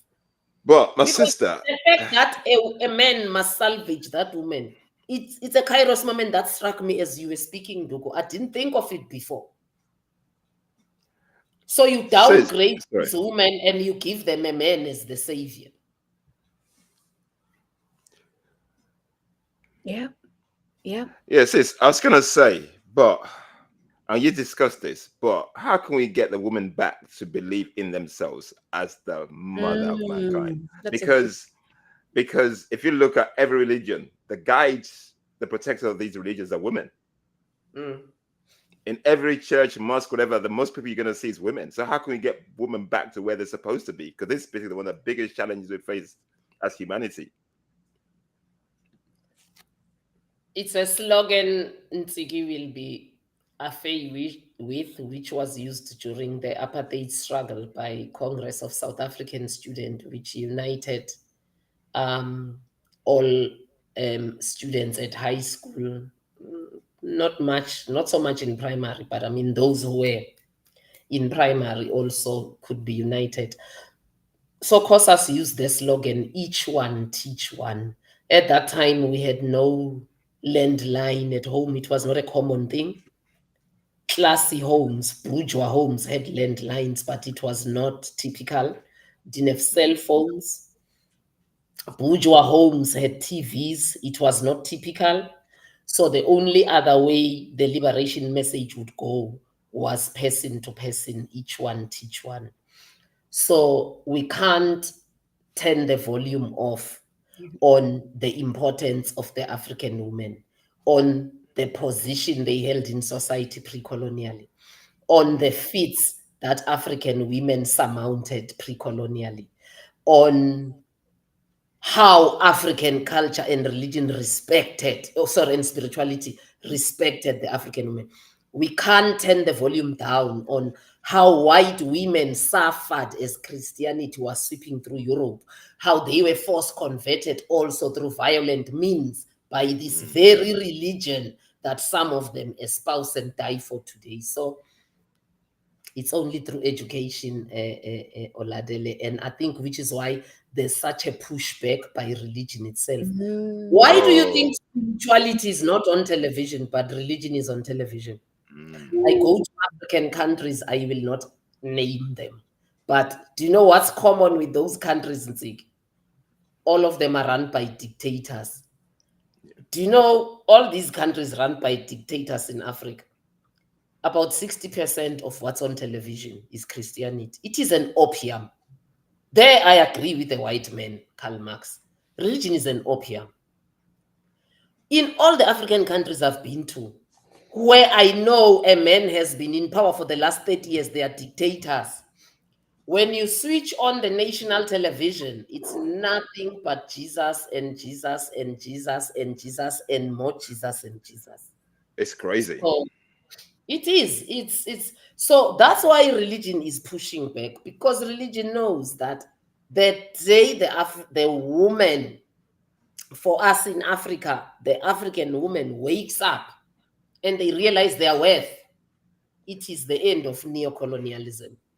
It is the end of neoliberalism in this continent. The day women stop asking men what is to be done, and instead they tell men, my spirit says, because it comes from the spirit. Yeah. The day that happens, we are going nowhere. When we are still looking for Solomon and his wisdom, and are not prepared to see the abuse of the pennies. When we are still looking to be saved in the name of a man, it's a vicious cycle. We just keep taking one step forward, two steps backward. One step, it's a vicious cycle of retardation. That's what we are caught in. And mediocrity. It's interesting you say that, because again, it triggers, and we're going to go to the audience. Someone is saying this, and we can address it. But quickly, before you address this, Kenya is sending a police force to Haiti, right? So you know what the Kenyan president, because you're not going to name them, but I'm going to name them, because I'm in the business of shaming. I'm in the business of shaming exploiters. I'm in the business of shaming white boys who think they're superior to me, and reminding them that they're nothing, right? Because if you're standing in your arrogance, I'll use my arrogance to cut you down. I'm not in the business of grace. There'll be another black sister who's going to give you grace. That's not me. You can go talk to her. So, to support Kenya sending police to Haiti, the Kenyan government, through Ruto's wife, who's a very, very, very devout Christian, are sending a religious mission. Seriously? I'm not kidding. They're sending a religious mission. I was listening to the interview. She's not incorrect. And he was being, you see, we don't have gender grammar. So allow me to sleep. Now I'm calling Ruto she. See, he was being interviewed by a South African Reddy Tabi. And he was even defending the relationship with America and saying Kenya and America are relating on equal basis. And I'm just like, nigga, no, even what we are saying is bullshit, even as we are saying it. The day Kenya contradicts the foreign policy of America, America will invade Kenya from north to south like it's nothing. Straight up. Straight up. But also, why is Kenya not participated in solving DRC? Why are you so worried about Haiti? And I'm not, by the way, saying Haitian lives don't matter. That's not what I'm saying. But I'm just saying charity starts at home. So why is Kenya not worried about DRC? Why is Kenya not worried about Somali? You have an influx of Somali people who are looking for peace and security, which they're not finding in Somalia. Even Sudan, sis. Even Sudan. But then again, because you started it and it's your country, the naming and shaming, I'll continue on that trail and tell you, in the 80s, when the whole of Southern Africa was engulfed in liberation wars, you had various African countries supporting that aspect. And Zambia, whom I have renamed the mother of all Africa, housed all Southern African liberation movement without fail. Ian Smith of Rhodesia, now Zimbabwe, would actually go in through air raids and bomb Zambia for housing the two liberation movements of Rhodesia then. And I can tell you, at that time, we used to refer to Kenya as the America of Africa. I mean, Kenyan politicians have always been apolitical. Let's face it, it's not a secret. There is. They've always been apolitical. And Kenya's always gravitated towards America. That's why when you talk with an ordinary Kenyan and you try and talk about Russia or BRICS, they tell you, oh, but Russians are racist. And then I always hurry and ask them, have you ever met a Russian in your life? No. And I say, so how do you know if they're racist? Have you met a French, an American? Did you find them not racist? Yes, I did. So why do you think Russia is racist? It's because that's what your government or your state or your media tells you. And this the poison of what Ruto and his wife are doing is that they're blurring.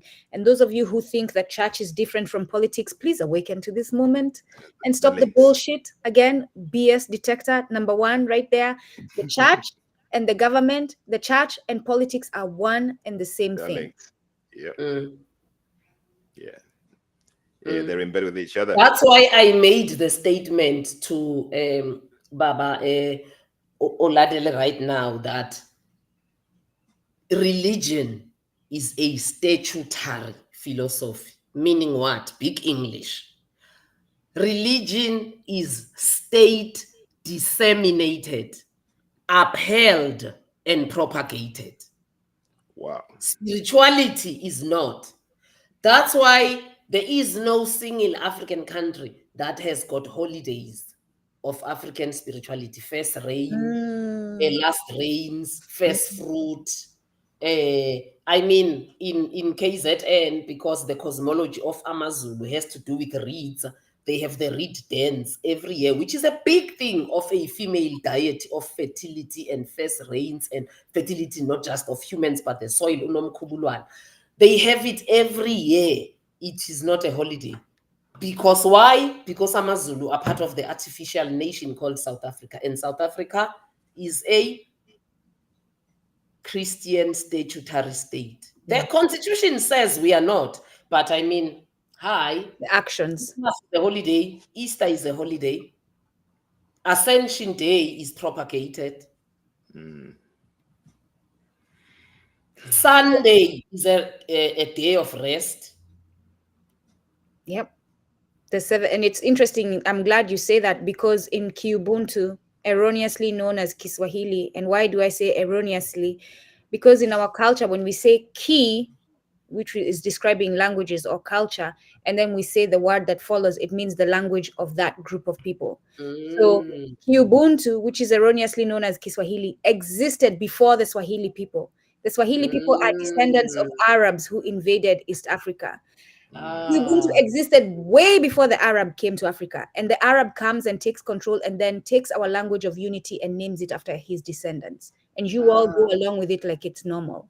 I'm so glad you say that, because the clever blacks who don't want us to adopt a common African language say, oh, but Kiswahili is an Arab language. Exactly. So I'm glad you are giving us a new name and a context for it, Ki Ubuntu. And Ubuntu, we all know, we are Bantu, we know what it means. Okay. So now, Ndugu, what I want to know from you, see what I like about African culture and spirituality. Yes, we do have elders, but we also do not move from the premise that everybody else is a sponge sucking from this all-knowing person. So now I'm learning from you. So do you have where Ki Ubuntu is written? Can we find that language? How do we get on board with Ki Ubuntu? So first of all, just to answer the immediate answer to that is to start learning the language. You can reach out to us. Mbongi ya Ubuntu is working very hard to get that done. And I'm forgetting his name, and you all can ask me next time when I get on. There's several people who have shown the evidence of this. As we talk, I'm gonna grab one of the books that did some work on this. I'm gonna get up and grab it in a minute.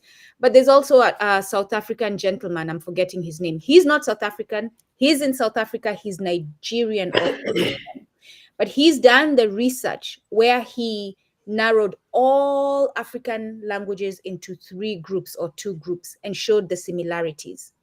And in Kiubuntu, you can see the evidence of Bantu. So what Mbongi Ubuntu is going to do in collaboration with other organizations that have done is build a database that shows you, so that when you go and say Moja, you can see in all the Ubuntu languages how Moja is said and the similarity. So that when you say other words, you can see the similarity. And why are we calling it Kiubuntu after Ubuntu? Because we believe that the people of Nsi ya Ubuntu, right? The land of Ubuntu. Nsi being a Congolese, Bakongo word, and Ubuntu being a South African. This is in the efforts of uniting us, because the principle of Ubuntu exists everywhere in Africa. It might be called something different in your community, but it is Ubuntu. And therefore, we as civilized, y'all educated Africans like that word, so take it from me.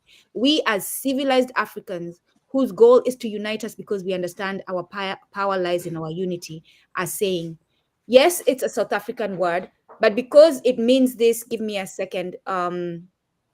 Because it means this, hold on real quick.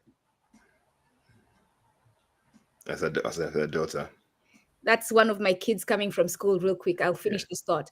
Because it is a South African word and it exists everywhere, and we have to pick one word, right? We can't be just saying all this, so that we can have a meeting.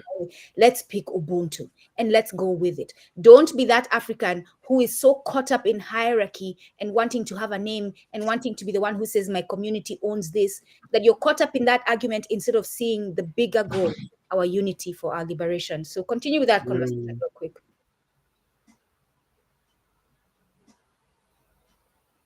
Wow. I think for me, that's the beauty of who we are as a people. Oladele, you started by asking. I like how the Spirit keeps prompting us so that we are not all over the place, to come back to the flow. You are the one who prompted us about how it feels to be African. And I think at this moment, I feel really proud to be African, because I just see so many things that unite us from Cape to Cairo, Morocco to Madagascar, more than any other continent. We have such a pull through of this tapestry, that's held together by our philosophy and principles, which are common to all of us. There are Yes. variations of how Zulu people think we came into being through the reed dance, or how the Kikuyu ones, the 12, I think, were they 12 or 10 daughters were put there, and The the daughters, sons, nine daughters of Mumbi. nine. Yeah. Yeah, but so there could be those little variations, but the general philosophy and principles of this tapestry hold us all together under the concept of Ubuntu. Do you know, we've been sitting here and I've been enjoying reclaiming our ways so much. I didn't even realize it's almost 2 hours until my child Wow. walked in. My child walked in and I'm like, I know what time my child gets off school. Wow. No Wow. way we've Wow. been Wow. here that long, but yes. So Yeah. this is the last tier. It's the platinum tier. This is $500 for 10 books. You get 10 signed copies of the book, all the perks included in all the other tiers, and an opportunity to have your name included in the book once it's printed and published and printed and sent to you. The other thing I'm going to say is, I'm drawing a blank.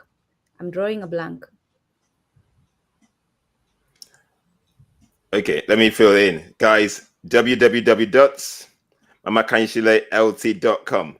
www.mamakanyishilelt.com.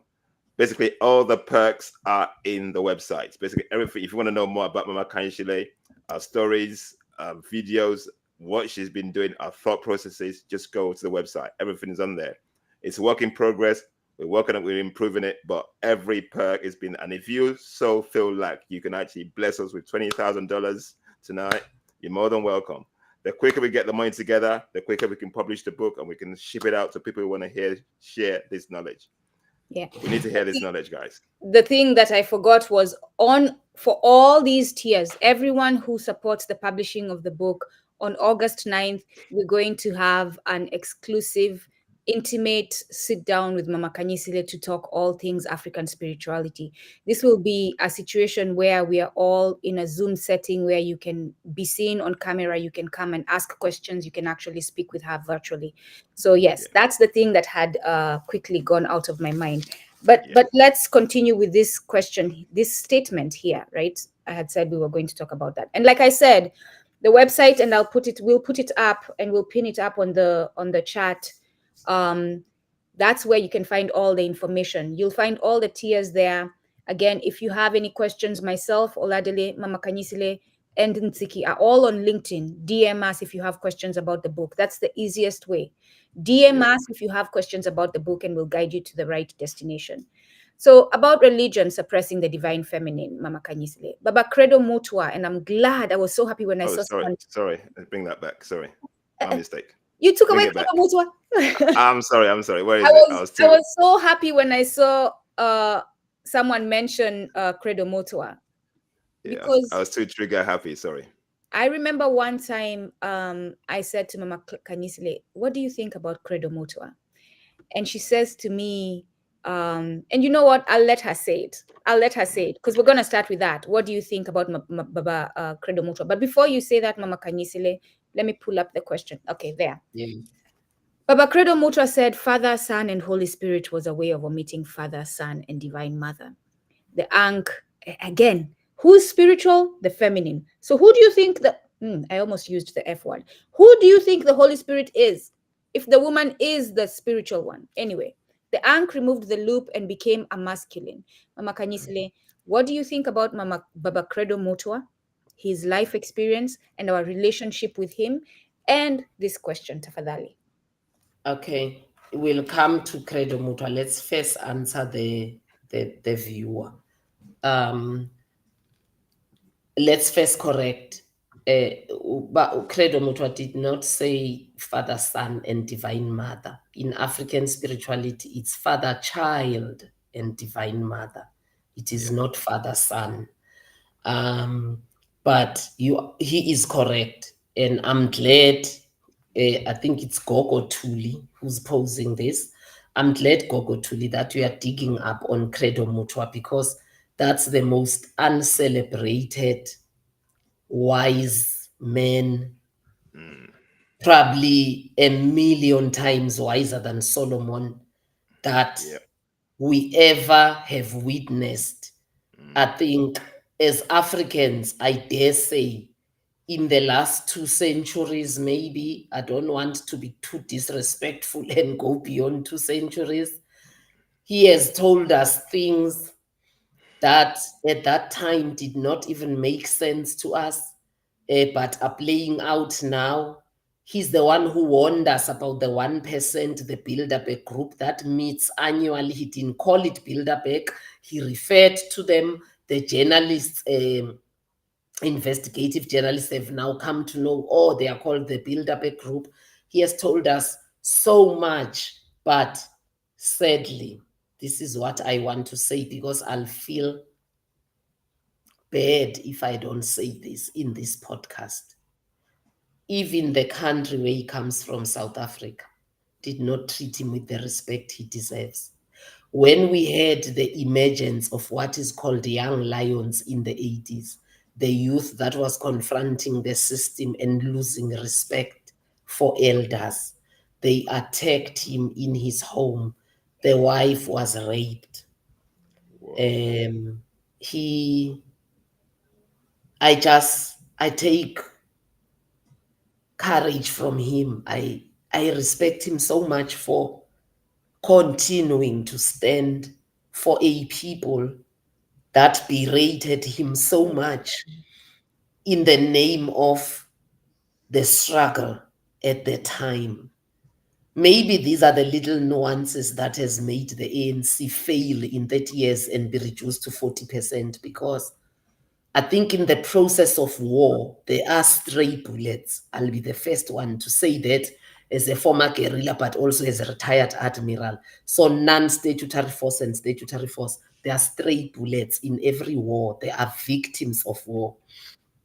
But we did not go back as a liberation movement in South Africa to fix the rights. We didn't bring in UBULUNGISA to say this was wrong. We have not issued a national apology to Credo Mutua, and I think his spirit still lies grieving in the grave for what we have done to his family. For what? Just because he thought differently? Just because he didn't speak our liberation language? He was far advanced.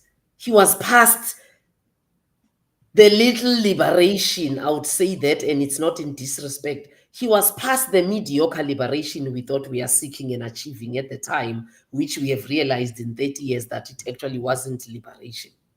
He was past that. He was on to bigger things. So no, I'm glad, Gogo Tuli, Kamako, Tokoza Gogo, I am glad that you bring him up. Yes, the loop was removed, not to even make it masculine, but to even make it into a cross. But just the statement that is on the screen now, if you read it, all I would say is get an electronic copy, and I have it, Mama and Doku and Baba Oladele. So please, if it is required. I've got a copy, actually. I've got a copy. I'm going to post it on the group chat. Yeah. I also have yeah, a I've got it. of I actually posted it on LinkedIn before. I'm going to do it again.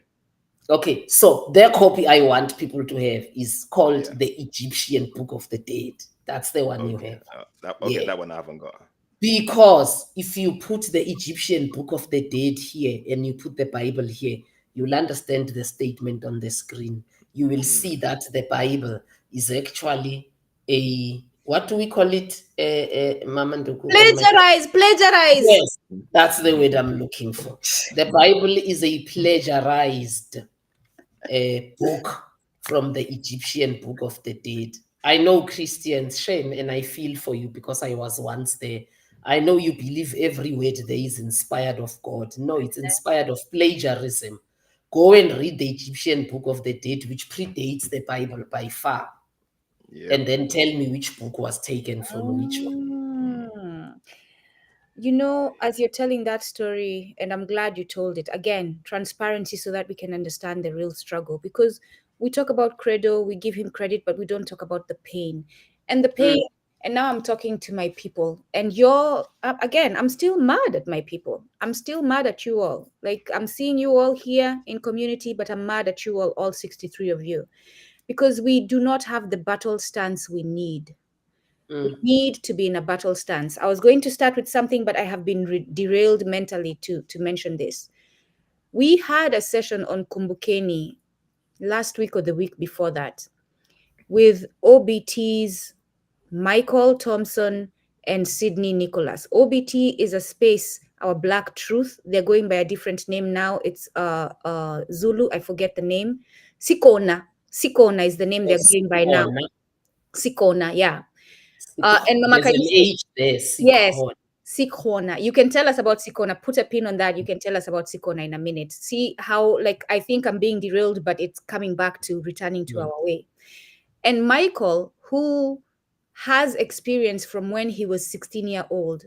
16 years old, that's how genius Michael is as far as learning how to build tech. 16 years old, he was working with AT&T already in an office building for them tech. And so he has been in these spaces with these Western entities and learned about them. And he said, based on his experience and based on his analysis and based on what's happening now, they intend to colonize us digitally in 24 to 36 months. He said that out of his mouth. And you would think that those who are connected to me, and I reach out to them and I say, it is time to take a battle stance and emergency, come together and figure out how we're going to counter this threat, my phone would be blowing up. You would think that, right? If we truly want liberation. My phone has not been blowing up. The people I have reached out to for us to come together so that we can figure out a way to counter this are not responding with the urgency that we need. So I'm saying, They wouldn't. the 63 here and the many out there, we are the reason we're not, because we're not moving with the urgency we need. We're not prepared to do the work. We're not prepared to do the work. We're not prepared to do the work. We actually love to be in a creature comfort and just play along to get along. We don't want to do the work. We don't want to rock the boat. We don't want to be uncomfortable. And that's basically the challenge. Oladele, what does digital, Michael went even a step further to explain. So if you're interested, this is a black space. Reach out to me. Again, you can DM me, you can DM Oladele. Oladele is on OBT. We can send you the links as black people to come to OBT so that we can sit there. It's a black space. You can post about racism. You can post about African history. You can post about everything about us and you will not be blocked. How about that? Your post will not be taken away.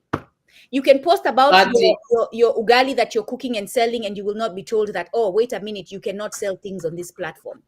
Actually, I'm glad you are raising that, and Tsiki is on the podcast. I have a lot of respect for Tsiki. I must just put that disclaimer because she's the one who kept saying, no, but your voice must be out there. No, you need to do this. No. And she could see that, you know, this woman, I must just one day just tell her, hello, mama, you are coming to the studio today.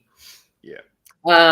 But she was the first one to allude to me, and it has bothered me since. That, for instance, on YouTube, you can't use the word rape. And I mean, in colonialism, rape was a weapon. In slavery, rape was a weapon. In what's happening now to West Africans dying in the Mediterranean, trying to get a better life, rape is a weapon. In the war in Somalia, rape is a weapon. In the war in DRC, rape is a weapon. Credo Muto's wife, Ngugi wa Thiong'o's wife. Yes. So if we can't mention the word rape, we are being dispossessed of a certain legacy of our history, you know. So those people, I don't know them. You are introducing them to me because you sent me their document, but they are not far off. And I think it's because the 1% has realized that the space that we use in the digital tech has really put the Black voice back on, it has actually detracted all of us from CNN and BBC, who have Yes. the mainstream monopoly and are lying to us. Yeah. So I can switch 100%. them off and listen to Moya. I can switch Yeah. them off and listen to Imaging Alkebulan. I can switch them off and listen to Induku.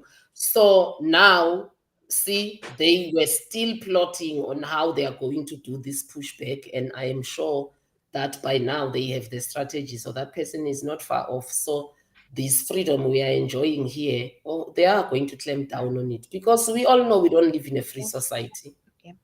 And what does digital colonization mean? So first of all, and I again, if you want the links to join the site, because this is what happens when you join the space. Not only are you in a space where you can be your blackity self, your Mwana Ubuntu self 100%, but also you start attending the regular meetings that he talks about the company, the struggles, and gets more into detail about this threat. Number one, Facebook, Amazon, Google, they're all trying to get access to Unsia Ubuntu Africa. They're all trying to sell us their internet. When they do sell us their internet and we buy it and we are dependent on it, they will be controlling our economics. That means our markets, they'll be able to shut them down or turn them off whenever they want to. They'll be controlling our healthcare. They'll be able to shut down our healthcare systems. They'll be controlling our travel. They'll be able to shut down our travel systems. They have cables going under our continent, our motherland, that are connecting them to us. Okay. Nduku, as a former guerrilla and a retired admiral, let me tell you that in any war, communication is the central nerve. Thank you. Because if I can't call for backup when I'm under fire or whatever, then that's why the communication department is always the target. Now, tell me of any African country that uses a communication system in their military, which is African made and African controlled. None. South Africa can't go to war with Britain. They'll just shut down our communication system because the one we are using is theirs. If you go to Burkina Faso, you'll find that the one they use is French. Why do you think there's such a hatred of Burkina Faso, Chad, Niger, Senegal has joined, although they did it through the so-called democracy, through winning elections? Because those people are trying to switch off the West and switch on the East and say, okay, can we try a different system? I still don't support it. We need to be switching inward. But if we have not invested inwardly, we do need an external person, maybe just have a cut-off time for it and say for the next 10 years, you'll do this for us, Russia, for the next 15 years, while we get on our feet. But I mean, from Ghana 1957, we have been depending on Britain, France, Spain, Portugal, and where have they taken us? I'm glad you mentioned Ghana, Mama Khanyisile, because Nkrumah says it in his book. Because he was dependent on Britain and the US, that's how they ended up spying on him. That's how they ended up doing the coup that took him out of presidency.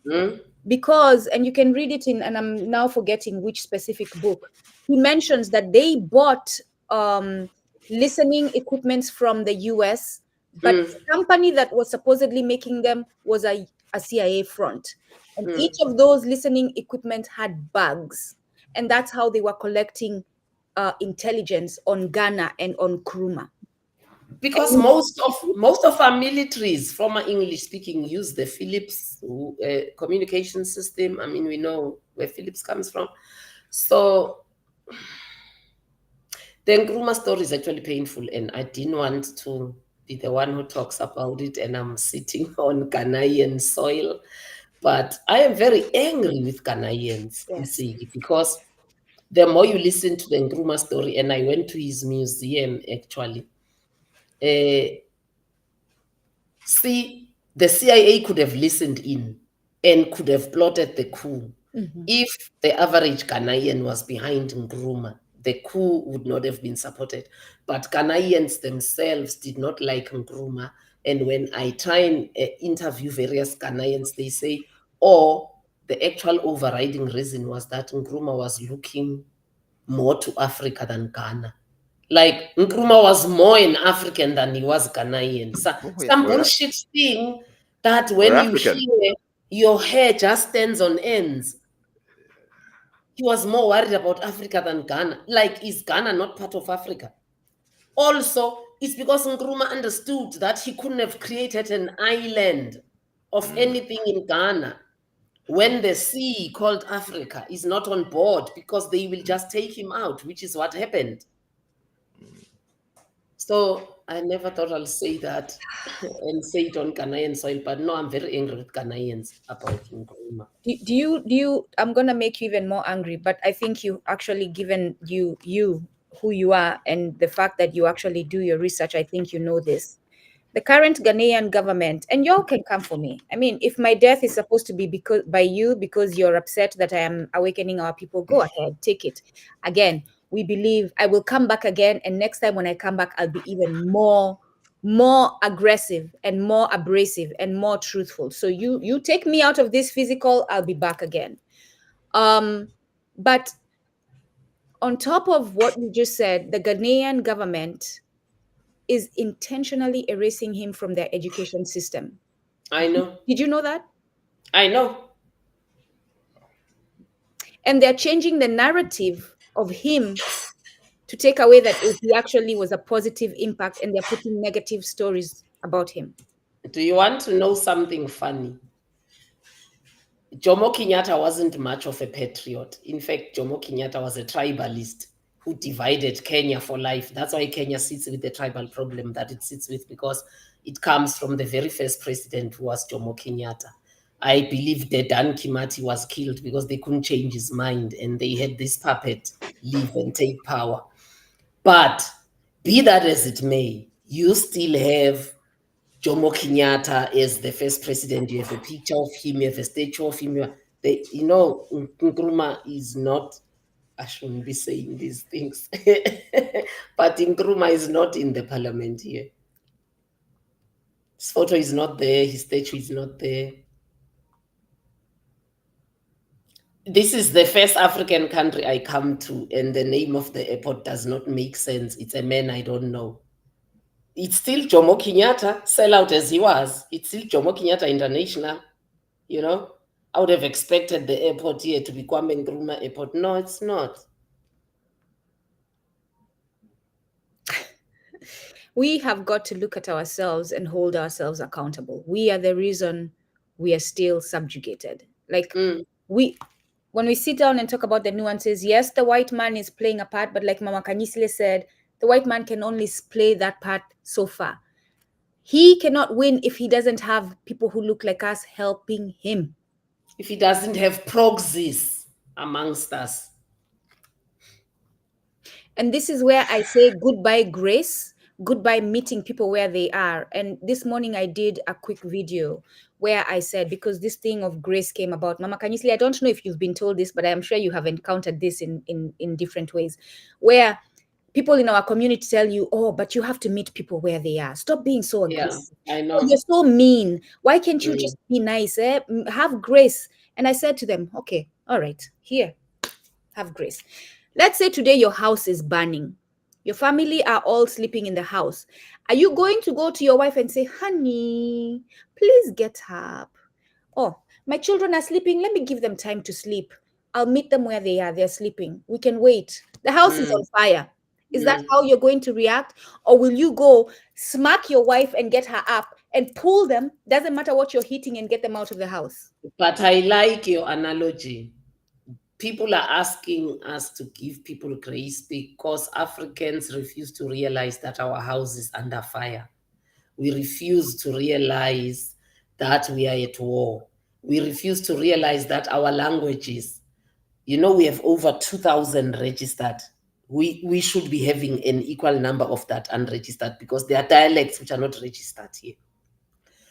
But our languages are the ones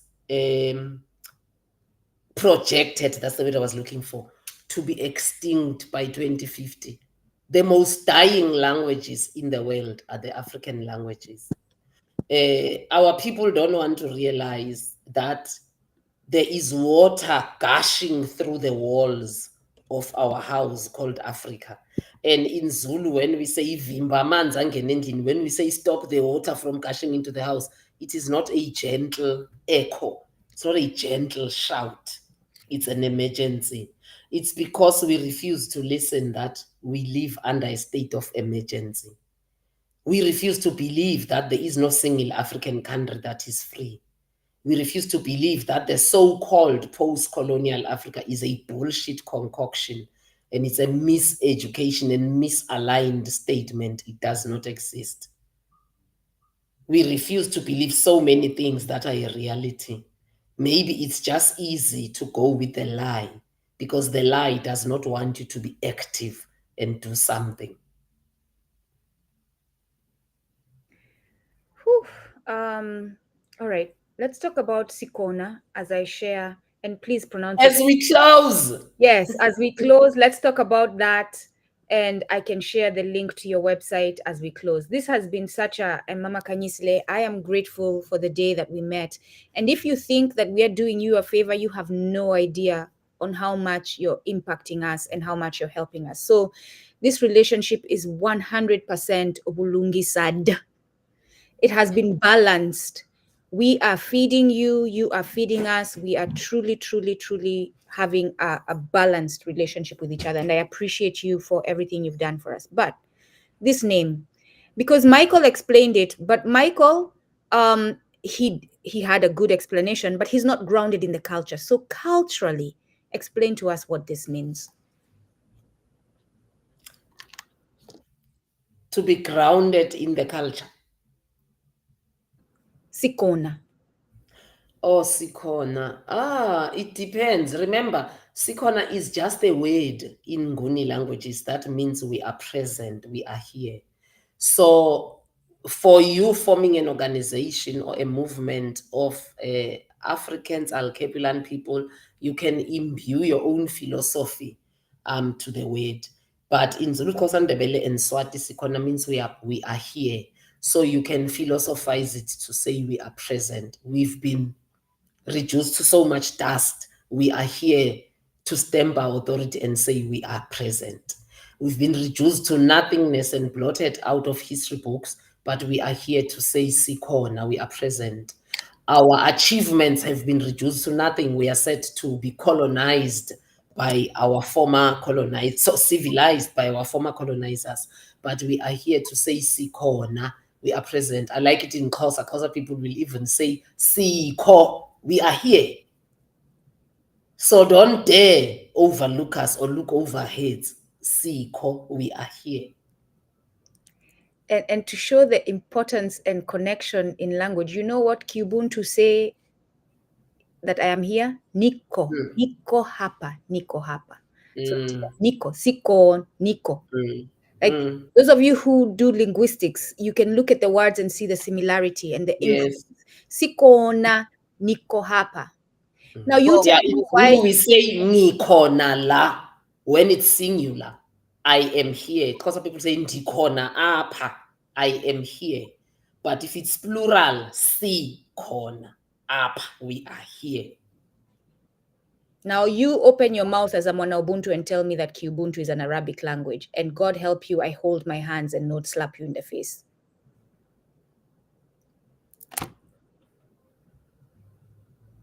Yeah. You can say something, my sister. Let's run this up. Yeah. I was saying good night. I'm ready for good night. Fantastic session. Yes, South Africa is 2 hours ahead of where. Oh yeah. Yes, I'm looking forward to going back to the session and actually going back and, you know, beautiful session. Thank you so much, Mam Khanyi. Thank you, Nduku. Thank you, Ole. You're more than welcome, my sister. Thank you for joining us, Ntsiki. Thanks for joining us. Thanks for your community as well. Thank you, Mama Khanyisile. You're looking beautiful.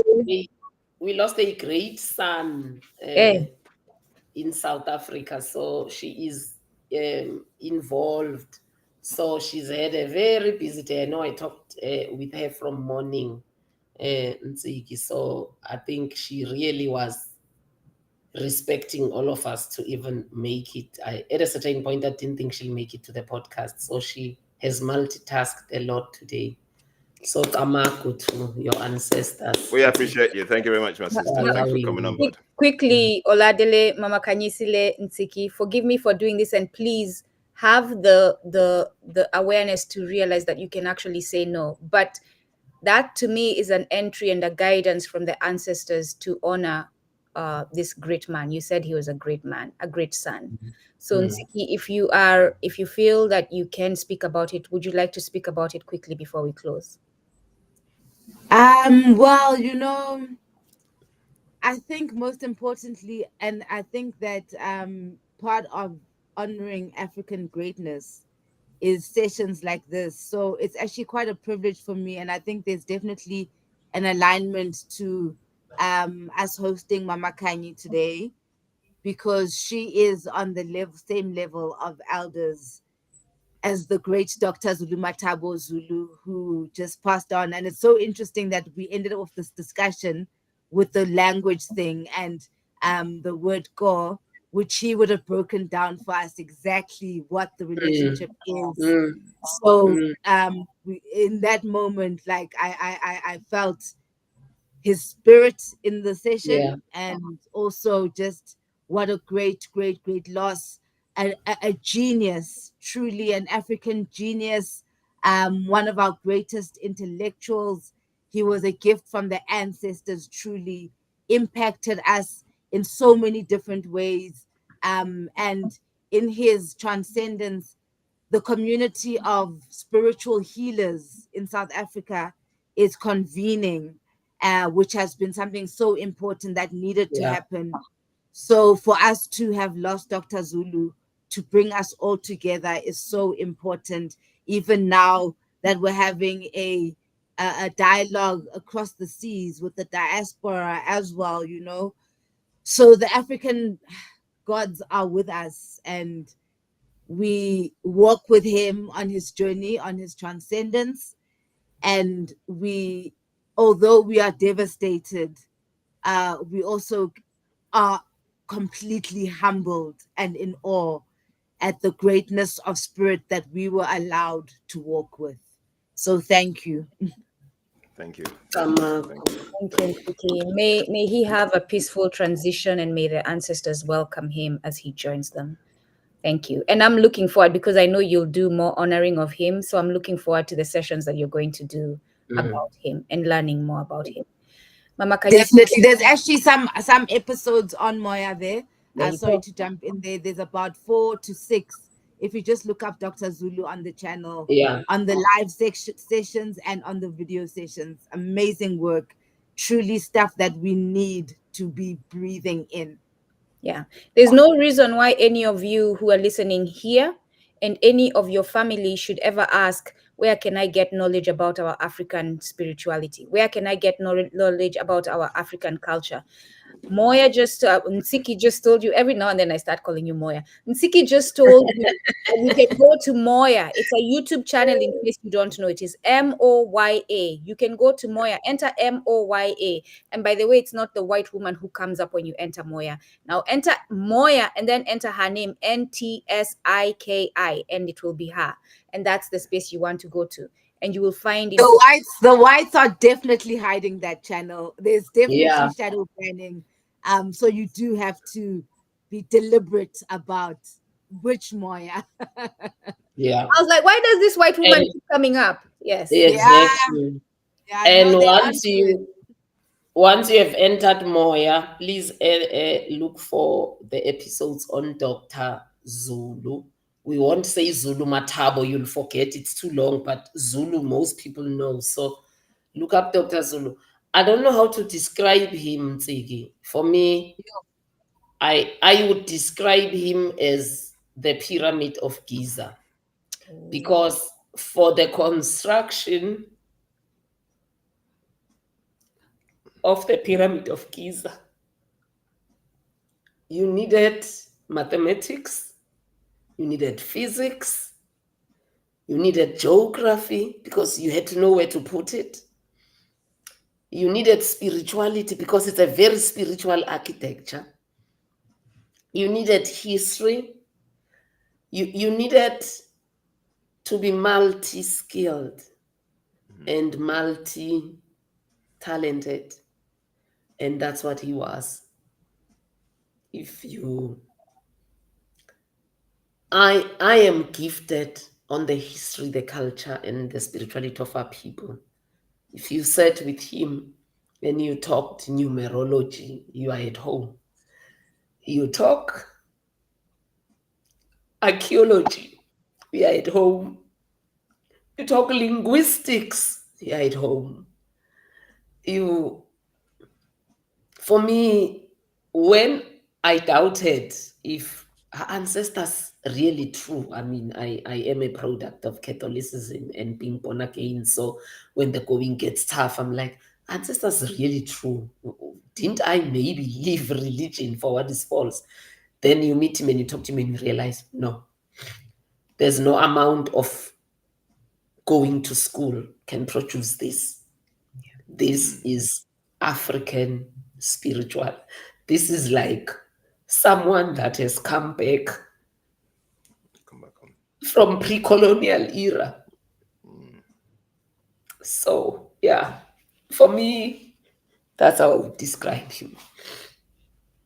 And I'm sad that I won't be able to be at his funeral tomorrow. Because I'm in Ghana, but yeah, I think my spirit is there.